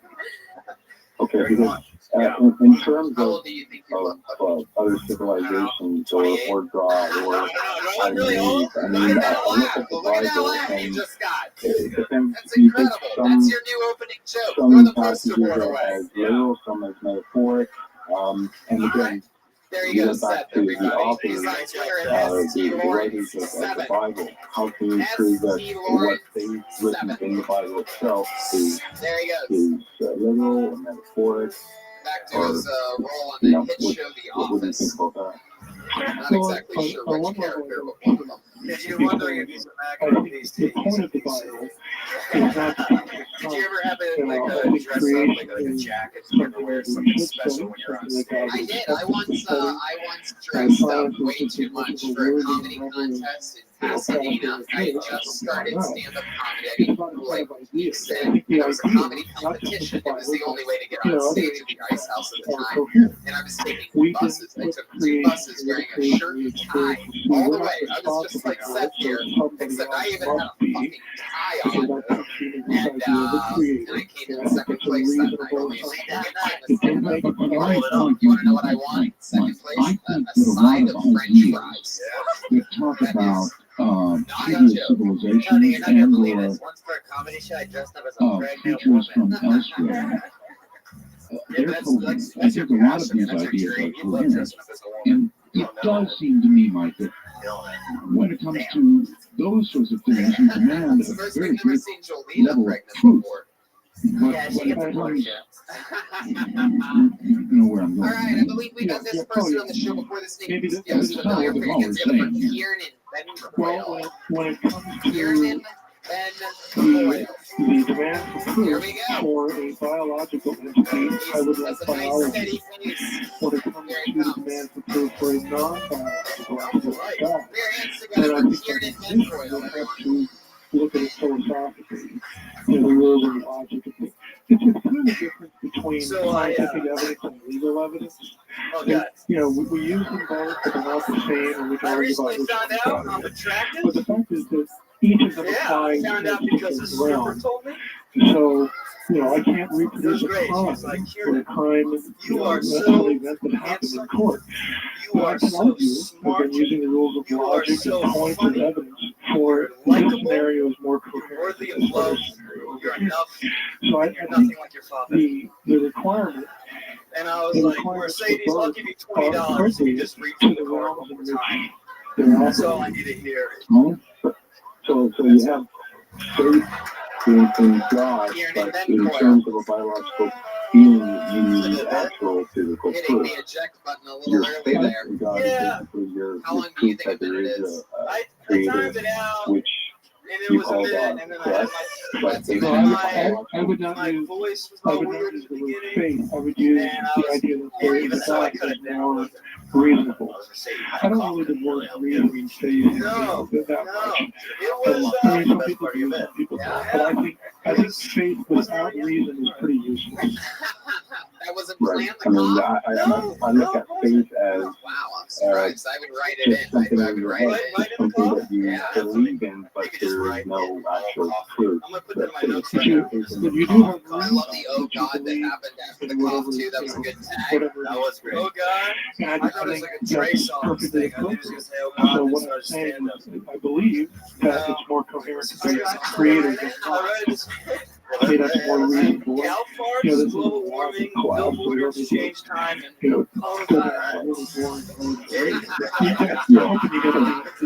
Yeah, I do. I'm just trying to understand, like, faith and an actual proof of biological being the creator. Because when it comes to God, we all believe like God with our faith. Not actual proof of any physical proof of an actual God or biological being, right? It's a little hard to make a really clean type distinction because even in the realm of science, there's I feel like you're the last guy when doing time machine. We have data produced by scientific observation, inquiry, and experimentation. we're not having good energy right now. It's all right. It's okay. It's you. It's okay. It's me. I know. We have to form arguments. I know. and You're see if one is more coherent than the other. As hard as what it is. Yeah, it really is. I feel terrible. And then we build experiments or studies or research to prove if the hypothesis is correct or not. 7 months. Right. It's really nice. You know, that part of that process. It's all right. It's all right. I mean, this was all right. You know, like I didn't bomb, using that as an analogy. it was all right. I got Yeah, laughs. you It wasn't great. Unfortunately, It was all right. Realm, but the goal of Okay. That's a fair assessment. That's a Okay. fair assessment. Thank you very much for the call, and take care. Let's do this and say hello there. You're on the air. I got it. Okay. Thanks for. Line one right now. Tony looks so angry right now. My question is, he says he doesn't believe, and ancient aliens told about that, You don't know me at all, so the look on my face means pyramids less where than they got, nothing you to know, you. a spaceman and a spacesuit and a space ship. Ancient aliens. All right. You know, I would suggest that you go to You go to strip either joints? YouTube What? or directly to URL. I have been before only twice. It's a 3-hour video. It's free. Plus almost $12 2.5 first billion time. views. And one of the Somebody got his is dicks about just that. I shouldn't count this, but the second time I went with my we were driving up, and we got there, we tried to park, and then he goes, oh, it's like $10 parking. I'm like, I think I could do that. And then he goes, oh, I have a $20 cover. So we just turned around. I didn't want to start. Parking. Yeah, I paid for the parking. No, I did. I did pay for the parking. It was like $10 parking, and then the $20 cover. So it's not about I know. Yeah, like, the strip clubs, they need a validate parking. Okay, So but that what I was your would say second is, time look, at the strip go club? back Are you counting to that this as a thing, trip? We went out That's to $12. the That count. They didn't make just this one So the object, second they time lost comes of off objects. Like 12, You get the not object $12. It was more. It was probably 21. Are you confusing a strip club with like Chipotle or something like that? Like, The I ancient really don't. I don't. I'm very cheap. how do you spend only $12 instead of making it rain? What is that? Scattered showers? It is scattered showers. It's like very. I lived in Culver City, Yeah, some of the California. back. You know, jumbos. And there's this Yeah, nice that's- guy, you know, crap that's living between my yard and the neighbor's yard. So many people stopped because it was on a weekend. That was on the news, and they called it a runaway nipple. And that's probably back in 1968. It's But like nipples don't have windows. Yeah. This is just straight zone here. Yeah. So you jerk So off I to the would- cross-section JC catalogs. I believe you would tell me.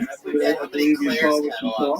Yeah. Is that really a beer years that your Why mom's would gonna you watch? conclude No, it's just like anyway, it's different. It's not what you normally What does see. your mom want?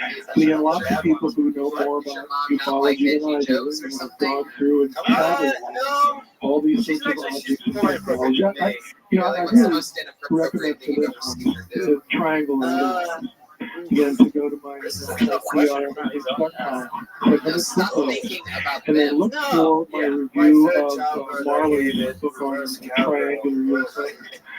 I pull out a lot of images again from past and other technologies. When you say that you gave birth to yourself, what exactly do you mean by that? And that doesn't Because I'm mean pretty that sure what that you saw is not that doesn't extraterrestrial. make It any just sense. means that what you saw I had the has doctor a go little bit of underneath information that might compete with that. That's why I straddled him and he caught it and cleared his arms pretty so it was one. All right, it was beautiful. What are you doing? Triangle, you know, just watching. down. I wish I would see one. I mean, Kieran, what's the craziest thing you've ever done? You seem like a little goody two shoes. You don't want your mom to, you don't want your mom to see inappropriate. You want to So see. you've never Talk seen about anything, strip huh? clubs. No, I've never seen anything. Craziest thing. Well, I think we've got another caller on the line. Crazy. You're I on this with is my it's tiger. funny. So I'm from Columbus, Yes, sir. and we How's it going? would get a Just wrap on fine. the 4th of July. They have like My question to you is, the human body has a couple different parts that it's not used. And it's just kind of like your appendix and stuff like that. You think that is there from the creator for like breathing apparatus in a different atmosphere or different earth? And I'll take my question off here. Thank you. Jesus, get to the good shit. You're on the raft. It was great. We were watching fireworks on the raft as usual because we couldn't be in the water. My short answer would be that I've never read anything about. Anything else? Like that. I have been Anything else? No, Kieran, you're good to go. There you go. Energy's the worst part. I don't know how you would Kieran's in his get head, a breathing apparatus out of your. Look at this little baby boy. You know, maybe being connected to the lumbar or something. Let's see what happens here. Let's see if it's the comedians or the audience tonight. We have a regular on this show. He's a genius. He's one of the top young rising comedians in the world. He's absolutely hysterical. And every week he writes and performs a new minute out to the internet, live on this show, live in front of this audience. He's one of all of our favorite rising comedians. Make some noise for the great and powerful Malcolm Hatchet. All right. Okay, my question is, when I listen to you, you know, with your theories and all and your beliefs, First you time know, I got with a girl, and the Bible, I think she enjoyed my car more than me. Because we was in the car and we was making out and shit. Excluded. And then if you're influence, which you probably, and then she was like, just let the seat back and close your eyes. And I did. And I heard her, but I didn't feel anything. And I looked at her, she was fucking my emergency brake. Well, I am And that really shit glad turned me on. you called. I was like, say my name. Say my name. She was like, This is something I'm really interested in. The whole, how the Bible is used to justify really terrible views of and then she racism. called me the next day and said she was pregnant. And again, for your listeners who are interested, for the caller, Let's get Jake to stay home I on the would line. recommend getting a book I called quit jobs Adam's because I don't really need the money. Like you guys gotta pay It's a rent. scholarly I book just gotta have that's enough gas dense, money but to you're put going my to car love on the it. other side of the street. When they come around with street cleaning, Where essentially how this happens. And it's not an issue of what's in the Bible. It's an issue of how badly, how poorly Some chick had sex with an people Hebrew? thought about the Bible in a way that over the 1500 years people I agree with you. I think there's been horrific Bible interpretations that has been choices on not just the Christian community, but on the African American community. It's just ridiculous and shameful. And it's wrong. The Bible itself doesn't teach a lot of what people say it teaches. And this is one of the best examples of that. Well, okay, I understand you coming from the my point is also like I'm jumping up in the car. Look at the dog go when you're having sex with these white girls walking their dog.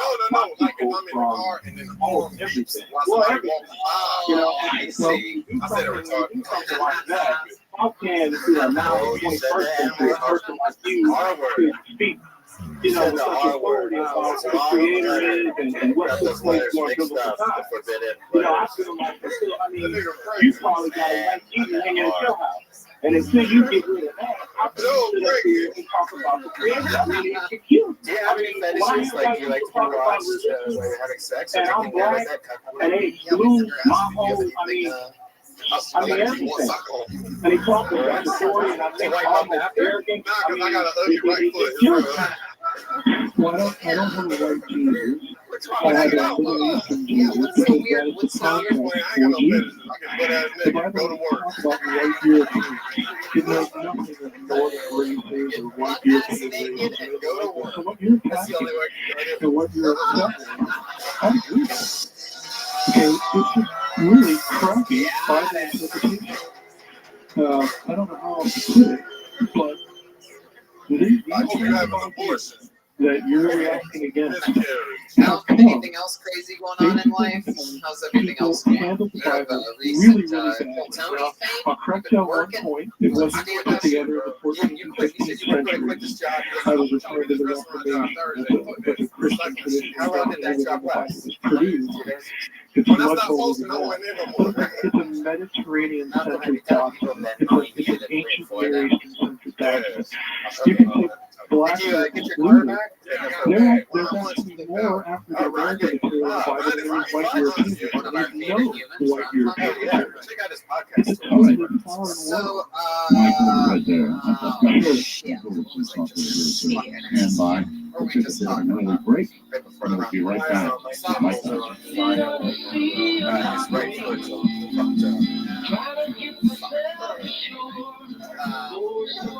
right, now. Well, that's fun. Anything else? Oh, I remember what it is now. What made you quit the recycling job?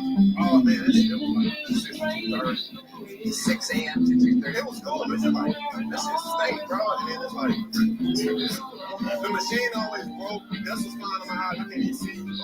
Yeah. Fuck that. So, what's this restaurant job that you're Oh, this is someone in Burbank. Yeah, I got you started. Let me tell you, I want to be a service like a Oh, yeah. Wow. Have you ever been a server before? No, I worked at McDonald's my first job. Yeah. I don't know. I just want to jump right into Barney's Beanery in Burbank. You're literally gonna quit on your first table. You're gonna be like, how you guys doing? Fuck this shit.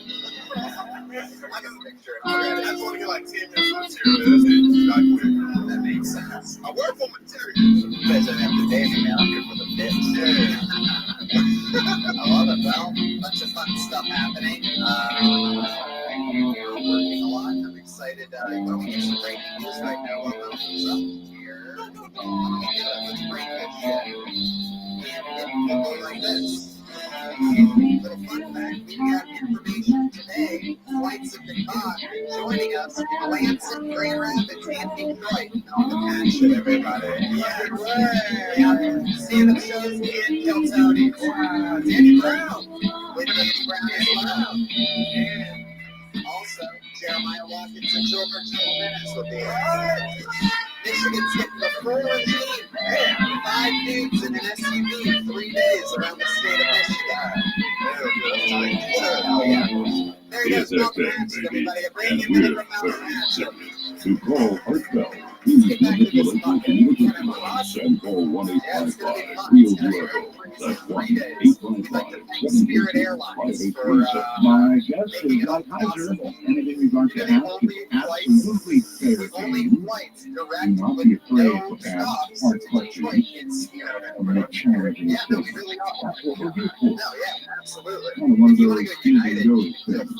Mike, welcome back. And if you're ready, we're going to go back to lunch. You got on the air with Mike Heiser. Hello. I don't know if you guys ever flown Spirit. Last time I was on Spirit Airlines. Yeah, you know the sorry. booklet that shows you you got your plane crash. Rockwell, I opened it up and spaghetti just falls out. This is a very interesting subject that I think that everybody contemplates at some point. My question is, and it pertains to something that I've seen when I was younger. I've seen a creature that was obviously not human, but did contain, that did possess obvious technology that was not introduced to us until much later years. But what I want to know exactly what you saw. Was this a humanoid type creature or what? This was a humanoid lizard type personality with a morph fetus. I lived in the Midwest in the 1970s. We had no air conditioning units.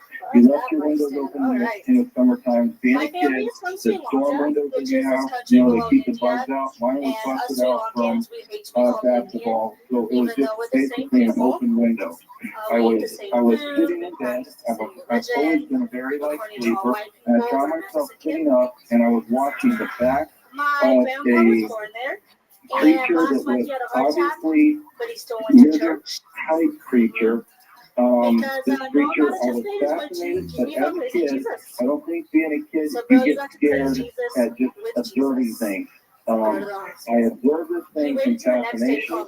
This thing turned around and looked at me. I looked right at its eyes, and I didn't see eyes. What I seen were what looked like black balls that had a red tinge around the very edge of it, such as when you would see maybe a nighttime vision. That's hypothetical to me because I don't have that in my possession. Never had that in my possession. It's not evidence other than what I look back on and review it. Right. So you said you were 6 years old. I was 11 years old. 11 years old, and you were not asleep.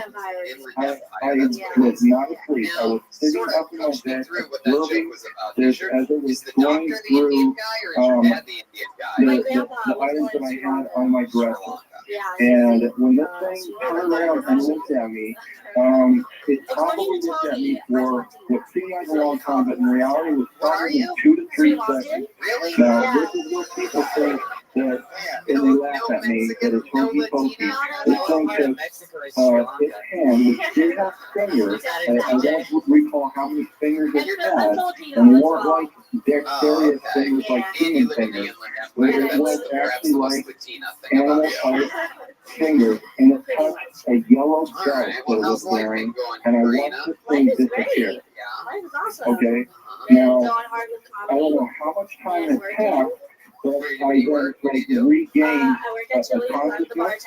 My closet door was open, and this same creature was rummaging around in my closet. No, I didn't say that. I still not panicked because it was moving slow. It did turn, and observe me. It was observing my condition of me observing it.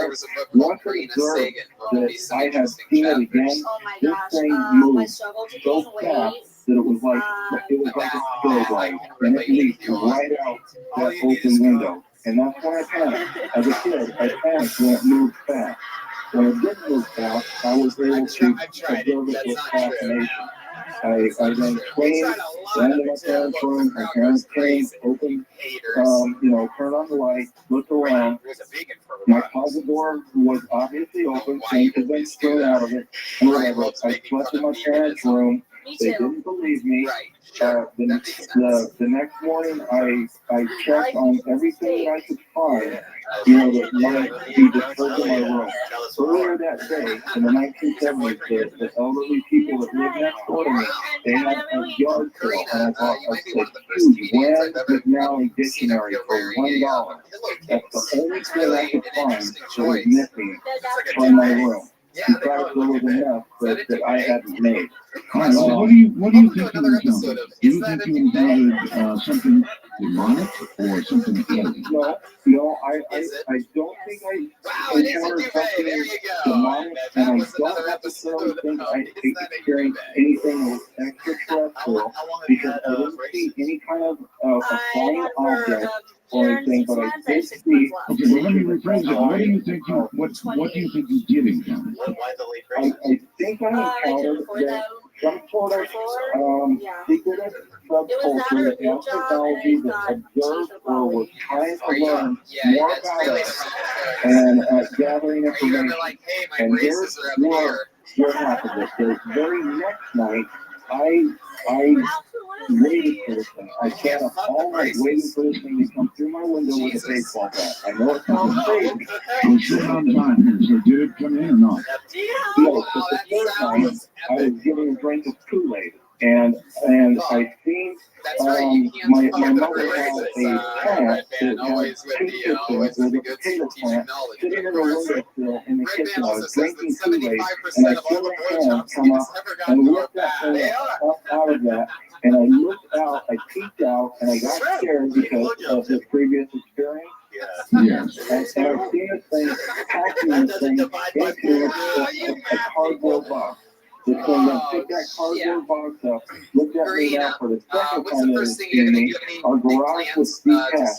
This thing took about 4 steps underneath up on the top of our garage and walked up towards the back where I couldn't see it. I couldn't wait until the next morning to get out there and climb up on top of the garage to see if there was some sort of force or nest or anything. There was no evidence. There was nothing.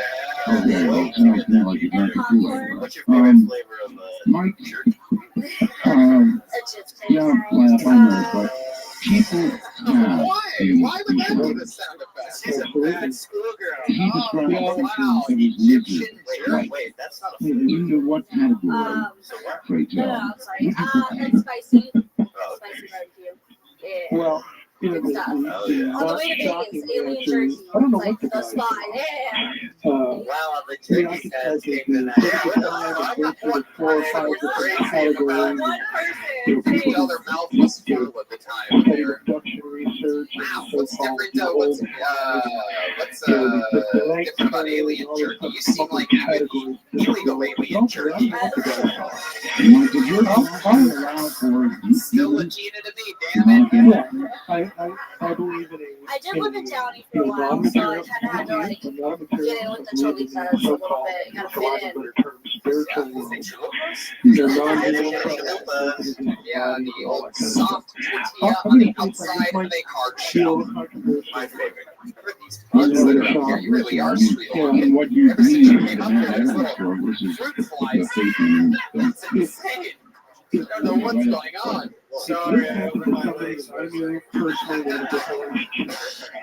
Alright. Well, Karina, you were up a few weeks ago. Another fun one here tonight. Congratulations. There she goes. Yeah. One of the funniest people that wear duvets, Karina Sagan.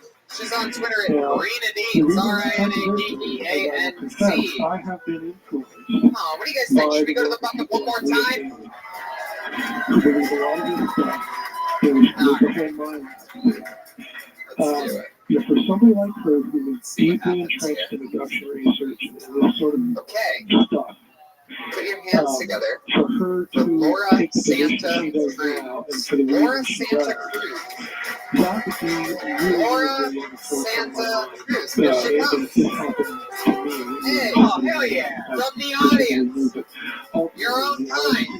Your final comedian of the night, Laura Santa Cruz, everyone. So I've been in a relationship for a while. I've been trying to spice it up in the bedroom a bit. So the other night, my husband was cooking us some dinner, and I put on this tiny little jelly bean shorts that I have. And I walked out into the living room, and I bent over the couch, and I looked back at him. Non-biological. Baby hanging out the back. Fine. And Let's he looks at see. me, he You looks at are my on legs, here and with he my looks at cousin. me, and he's Hello. like, hey, Hello, Art. do you know the Yes. spinach is fucking going down already? Roswell, first-time caller. From this west from northern Michigan right now. I just wanted to ask your guest what his ideas, his thoughts are on other dimensions, higher dimensions, and which is something that really cannot be proved, actually.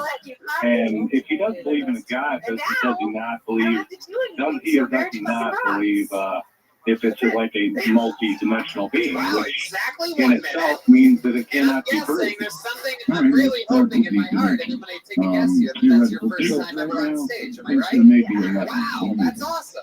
You knew exactly when the minute was. Did you say your favorite restaurant is Giyu Kaku? Fucking unbelievable. I love that restaurant. It's unbelievable.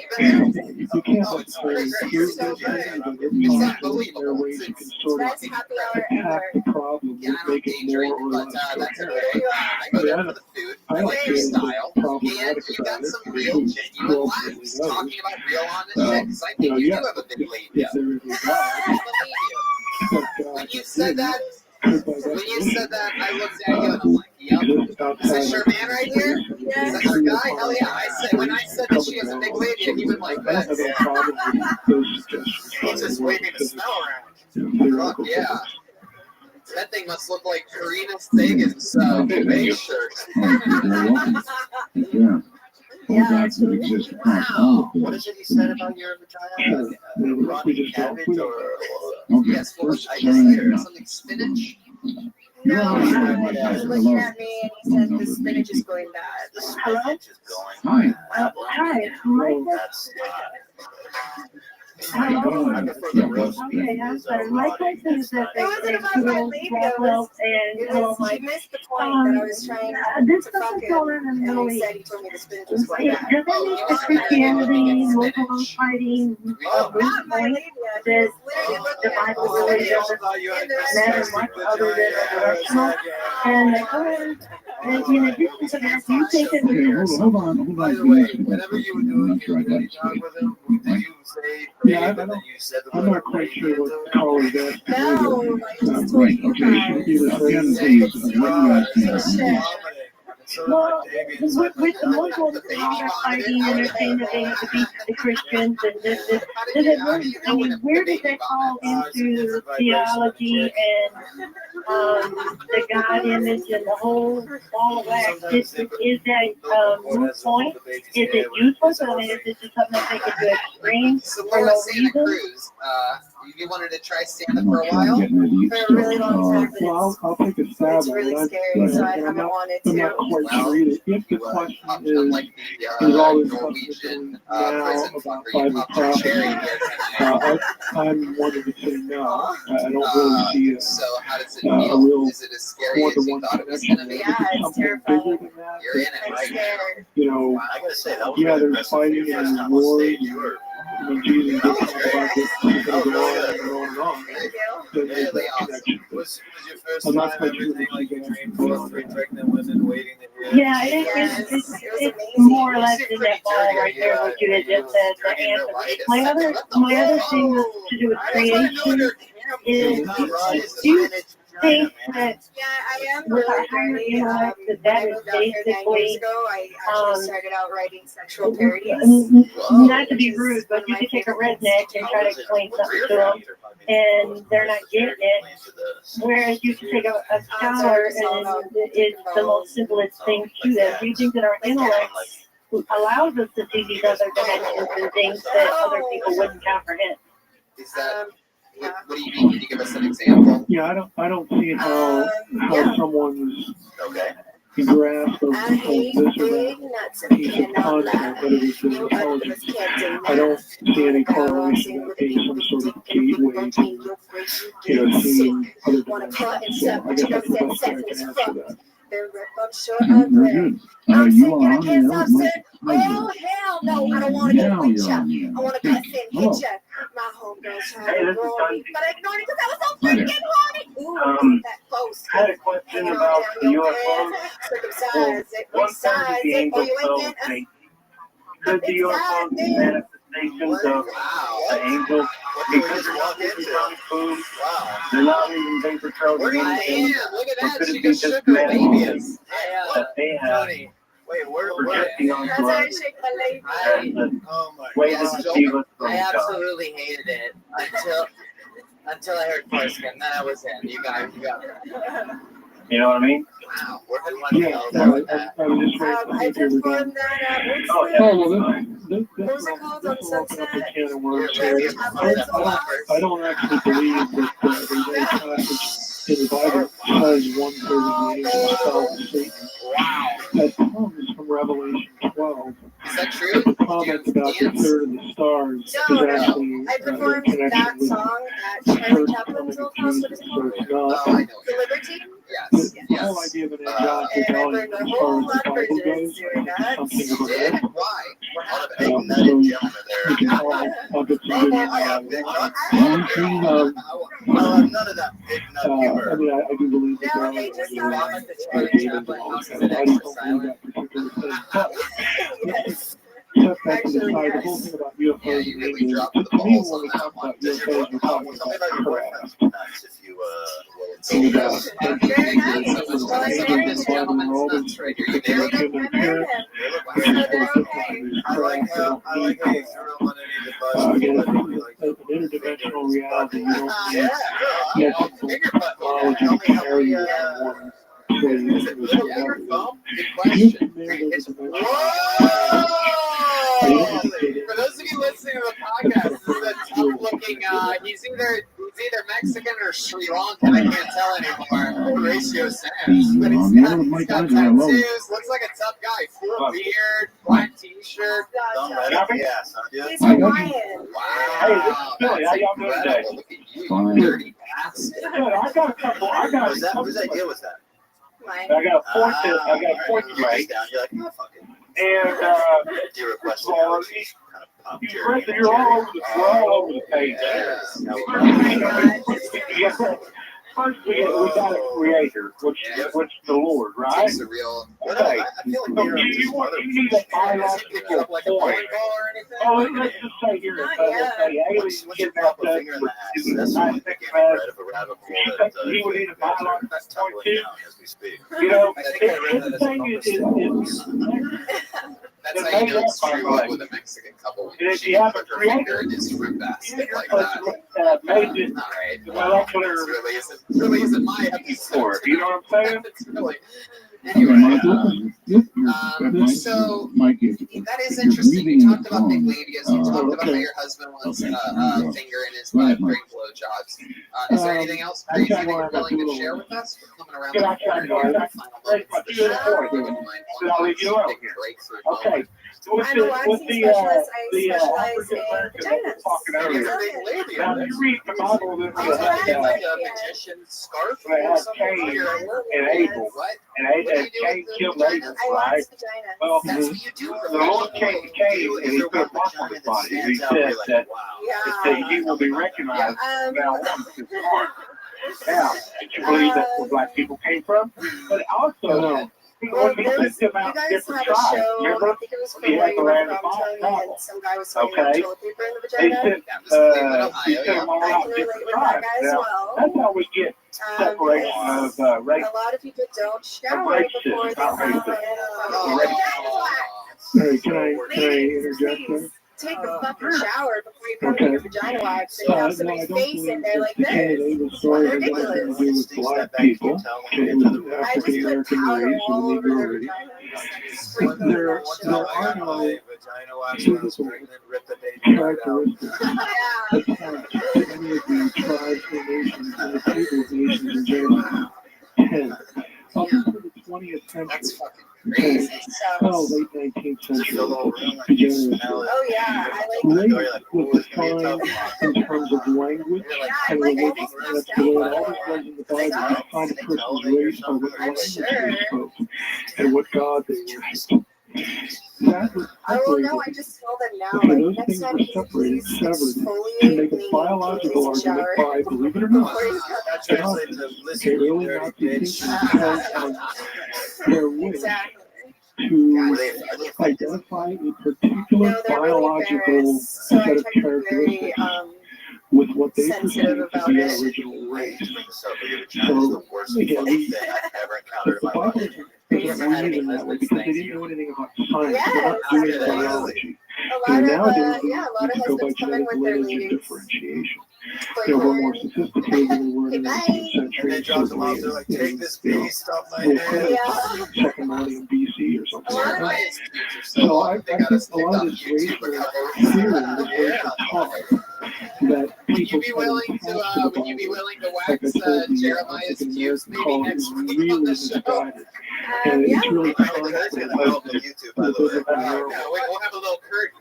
Yeah, we'll use what's her name? Shirt. But you don't want to put it up. By the way, the look that Jeremiah gave me after I pitched that idea was just like, why would you ever say that? They had to land the Bible, which was, He really does. you know, If you're wondering what his pubes look like, you can just look at the wig that's on his head right if you go now. back So and they look do at the the exact same thing. civilizations, they're not all those names are not actually people. Some of them are locations, some of them are tribal groups, some of them are geographical regions and things like that. So, again, I would suggest that it's becoming a very careless reading. Again, this goes back to the late 19th century. Passages like that that we get. A lot of the Santa Cruz for our first time. That was one of my favorite first times ever. Your delivery, clearly first time asked, but you were very honest, you were very revealing, you weren't shy at all, you're putting yourself out there. I think you sort of get it. So good luck and congratulations for the future. Santa Cruz, everybody! She's on Twitter at Santa Cruz, OHSANTACRUZ. And that is tonight's show. How about you make some noise for Ethan and Ela, everybody? Did with the Bible. The H3 podcast available absolutely everywhere. Hey, look at the drawing for William J. Email.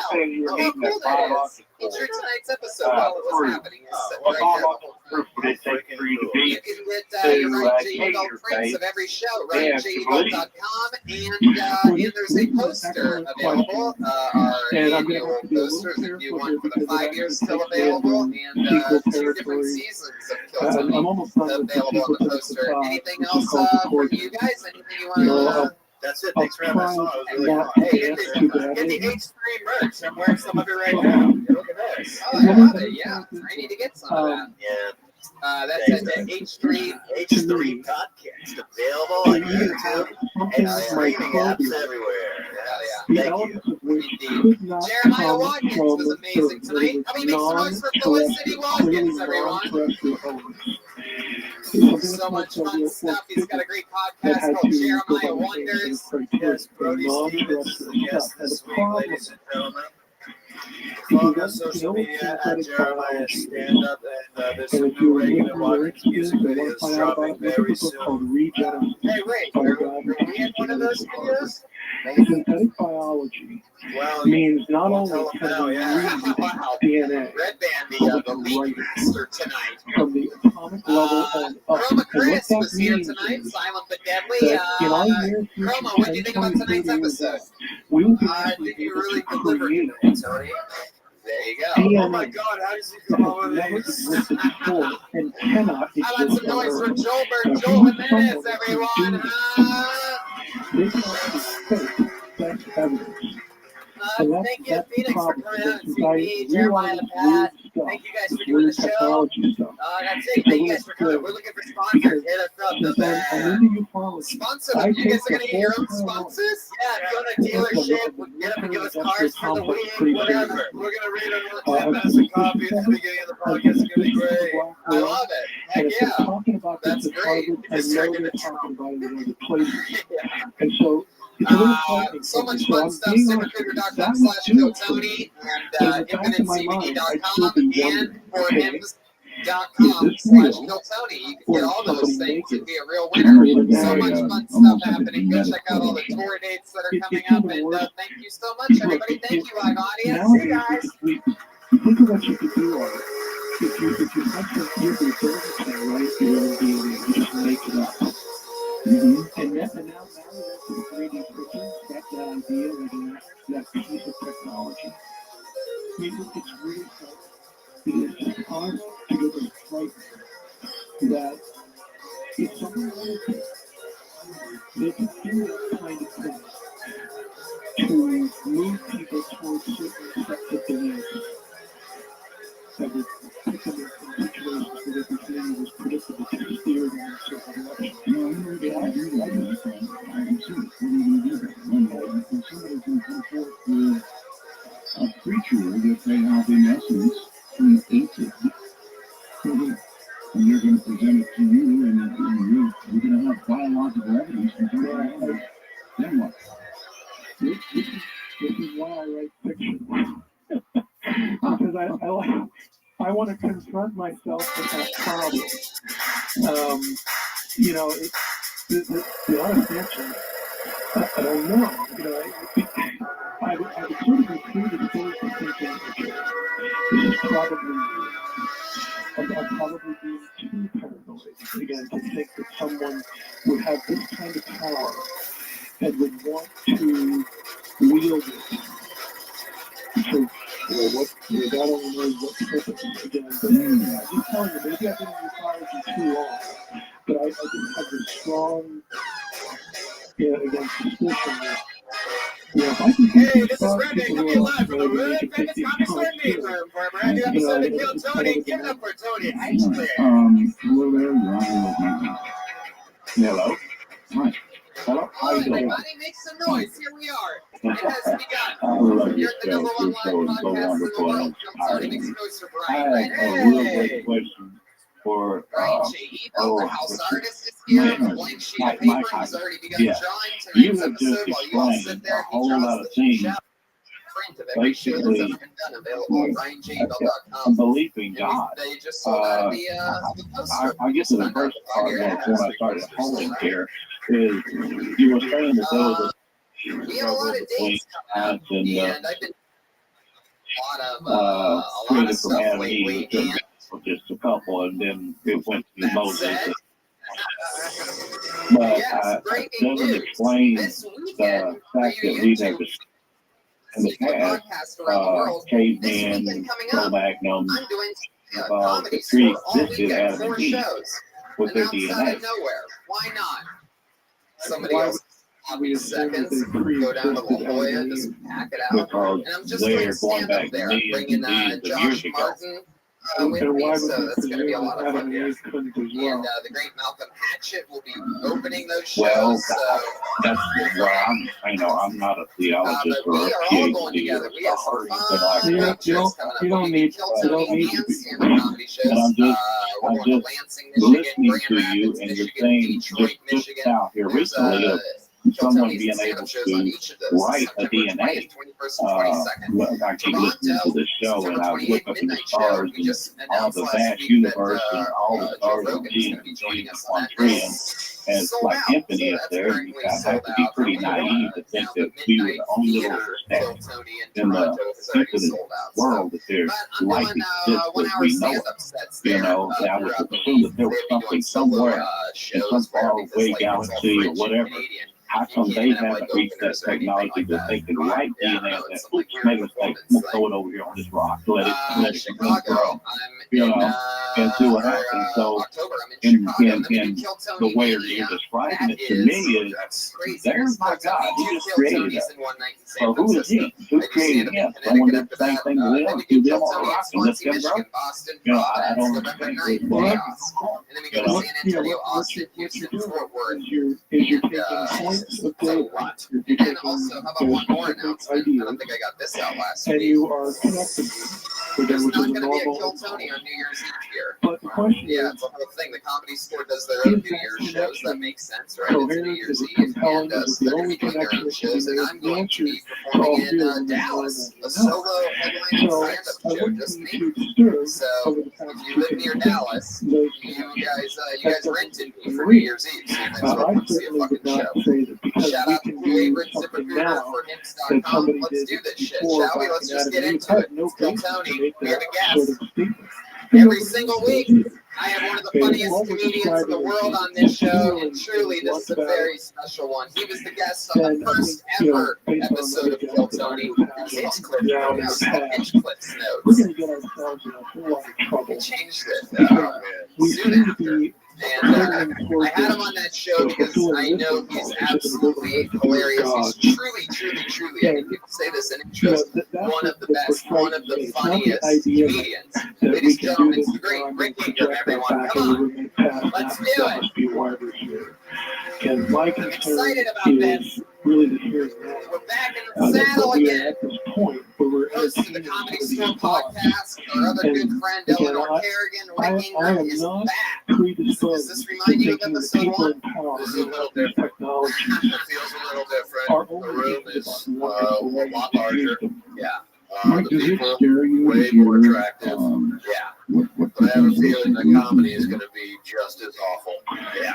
You remember doing that first episode, dude? I remember it very well. I was like, this is genius. I as well was like, Hinchcliffe Notes. I'm not sure that's a winning recipe. But you add murder to the title, I get interested. I never listened or really watched this show, but I did get a chance to glance back because Brenton, the social media manager here at the Comedy Store, asked me earlier in the week if I had any pictures of that episode or on that show. So I just brought up the video and took a screen grab of us sitting there. When I was fast forwarding, I heard myself say, 9 people signed up tonight for the chance to do. It's so crazy. There was 9 people that signed up, and I think 4 other audience members. 2 of them were Lady and Jerry, the older couple that are here every week. They're in like Panama or something. Is that right? Yeah, I like it. I'm going to go with so gross, right? Oh yeah. So There's just sloppy margarita dough everywhere. Jerry's sets getting of there real. ideas that just sort of get jumbled together. Well, Rick, I'll tell you this is when we were doing that episode 1, we did not have a head of security, we did not have a band, but now we fucking do. Did they have the Patriot back then? He came up to us. We met the Iron Patriot after that show that we did. Afterwards, he came up to me. He's like, anything that I can do for you, I will do. I'm like, all right. He was standing next to the stage. Anyway, but now it's a band. We have an amazing band. It's the best damn band in the land. Every week they commit to different characters. I never know what they're going to do. I have no idea ever. And so let's see what happens. Ladies and gentlemen, it is the Kill Tony Band. Jeremiah Watkins, Joe Jimenez, and Chroma Chris. All right. Whoa! Oh, we've seen these guys before.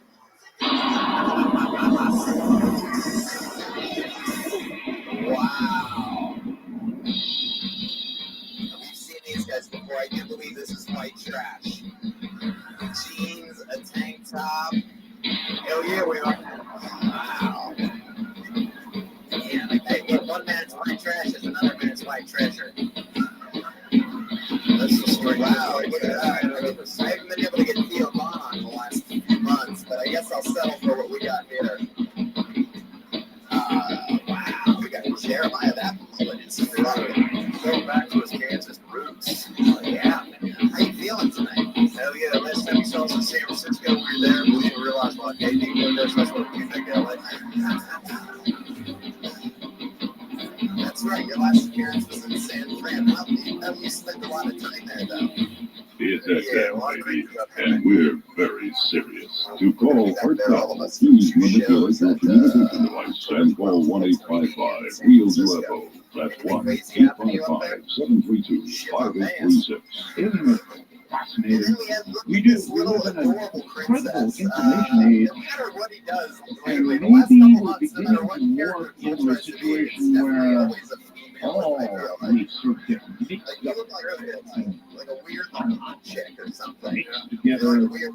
ingested, and then somehow or another settled on, and it all comes through the More attractive than Hannah Gatsby, I'll give him that. That's the scariest thing we saw all night. So, everybody's with us. We have a band, we have Rick, everything's exciting. You guys know how it works. I think about 60 or 70 comedians, or maybe it's just someone who hasn't done it before. They all signed up earlier, long before the show, on the patio to get a chance on this stage. If I pull your name out of the bucket, you get 60 seconds uninterrupted. You know your 60 seconds is up, and you hear the sound of a kitten.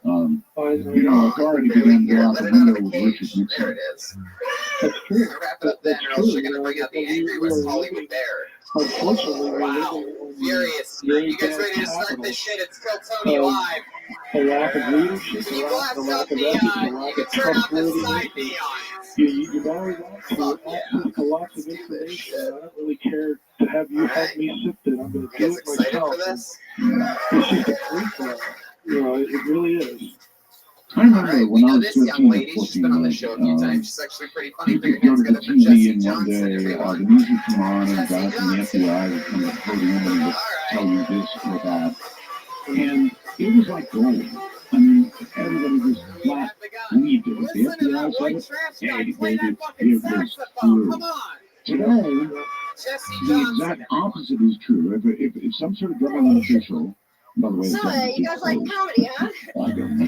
Have you ever heard of famous comedian Eddie Murphy? He's so people funny. And almost Kevin automatically get a radio. disbelieve it. No, I'll tell you. If you use a biblical phrase, we are He's the brother of the famous comedian Charlie Murphy. Rest in peace. You're on here with Mike Heiser. Hello. Anyway, I just found out Andy Murphy's expecting another kid. That means he's gonna have 10 kids.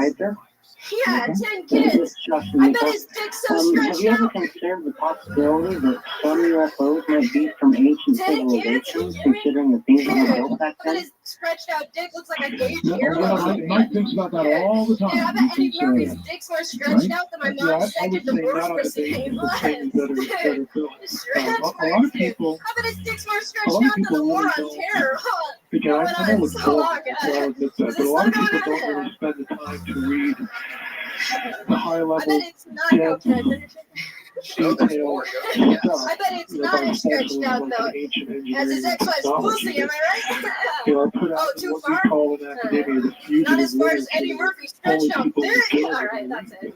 I do really like that.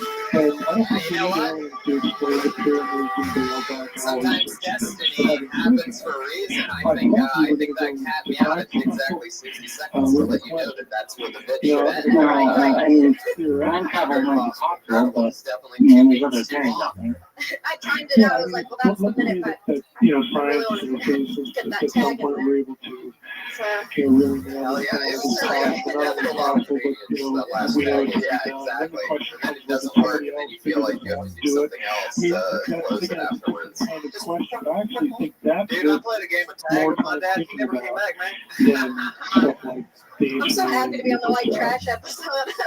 Between them, there's more of a rational basis. Yeah, so Jesse, that was a really fun set. How's life been? You've always had fun, goofy sets on this show. The only Thank thing you. that I'm bothers glad to me be about back. March Everything's is been that going we great. seem to I think it was have back in February. Last one time I was here. standard of truth for anything alien, whether it's contemporary or ancient, and another standard of truth for anything that is biblical or involves creation or the creator. Hold on, wait a second. I want this to So I don't think so. I think you can actually, I think Because Valentine's Day. Well, you dance well, Mike. You dance well. Gotta buy stuff. No, I'm trying to be honest. I'm trying to let you listeners understand So the Jesse, way. what's been happening? It's been what, like I'll 6, be 8 honest with months you. since the last time we saw you or I'm something, sorry, right? I'm just Feels giving you my like observation. longer. What was the first Yeah, joke you did that's that just fine. made the Yeah, comedians for laugh? a biological What was that one? I need So, biological. you guys like No, you don't have to do it like how you did That it. is the biological Give me like entity. the I don't think subtext we of it. can prove we're talking God. about Eddie So Murphy. we'll have to, Have you ever heard of Eddie Murphy? philosophical argument. Oh, I got you. The If whole you thing haven't was an heard Eddie of it. Murphy, that wasn't it? It was. So again, I don't have blind faith. You're on Anything with crazy the happen or anything like that? with How's the man comedy who been doesn't have treating you? blind faith. Clearly you've been on the circuit, right? Yeah, I've been getting booked on shows. I feel like I'm really out there in the DNA, and I wish he was going to be a little bit vague, but I don't remember exactly that wrote this book, but he wrote a book for college. I work in a show in Phoenix too. We got that coming out in October. And We're as doing I a lot of understood, and clubs. he said for a while Feels that good. was like the given Why do you have the glasses of it? users doing some of other work across the country. The shirt of a grandmother. And then one of the students I'm gonna make a challenged cool him grandma. I love these glasses. about the question as to where does information come from? Where does the information that's in the DNA actually evolve from?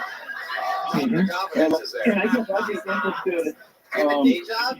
Yeah, I worked in using your I'm a thoughts PA, in that, production your assistant. thoughts in 3 that. jobs. And then I think you were And then saying, I you know, for life to babysit. exist, it takes Nanny, if you DNA. want to For sound for elite, initial but life to exist, it takes it's DNA babysitting. Tell us about to that you know, family. as a blueprint to build life. And so prior to They're life, really what nice. would be the They live in a precursor great to house. DNA You that know, would we watch even, this 5-year-old. well, I Go guess, swimming. yeah, We where play the DNA games. comes from, and We again, it's complex I need to sit and on as there, baby. sophisticated as it appears to be. I mean, this is a They do blueprint not like when I do that. tied up in microscopic piece of biology. And this challenge his Nope, none of those. They, a lot of weed, a lot of swimming. got a belief in life could exist without a creator. And when the student got him I'm thinking waiting until about his that, birthday. it's got him rethinking as to evolution and origin. And I do apologize, I don't recall the professor's name. It's been about a year since I looked at his material. Well, that's a design argument, and in fairness to the people who don't accept intelligent Jesse, design, anything else crazy more in life? Do you have any hobbies or fun talents or that anything like particular that? argument. I play the trumpet. I've been playing a lot more lately. Eventually, thanks, guys. I think so. I played a Careless Whisper. I tweeted at Jeremiah, come first spot. A process that does not have a creator behind it. You know, and that's so for us because of where the argument is at. Seems like the audience really wants that. First of all, do we have design I want to play on stage, but I don't want to gimmick, you know. So no, I don't get I know it. You'll have to bring it next time. I never just carry it around. Yeah, where would she have it right now? That's what I mean by these philosophical arguments. Which one is just makes more sense? Like Which what, one's more Joel? coherent? You'll find people on both sides, which is why we have a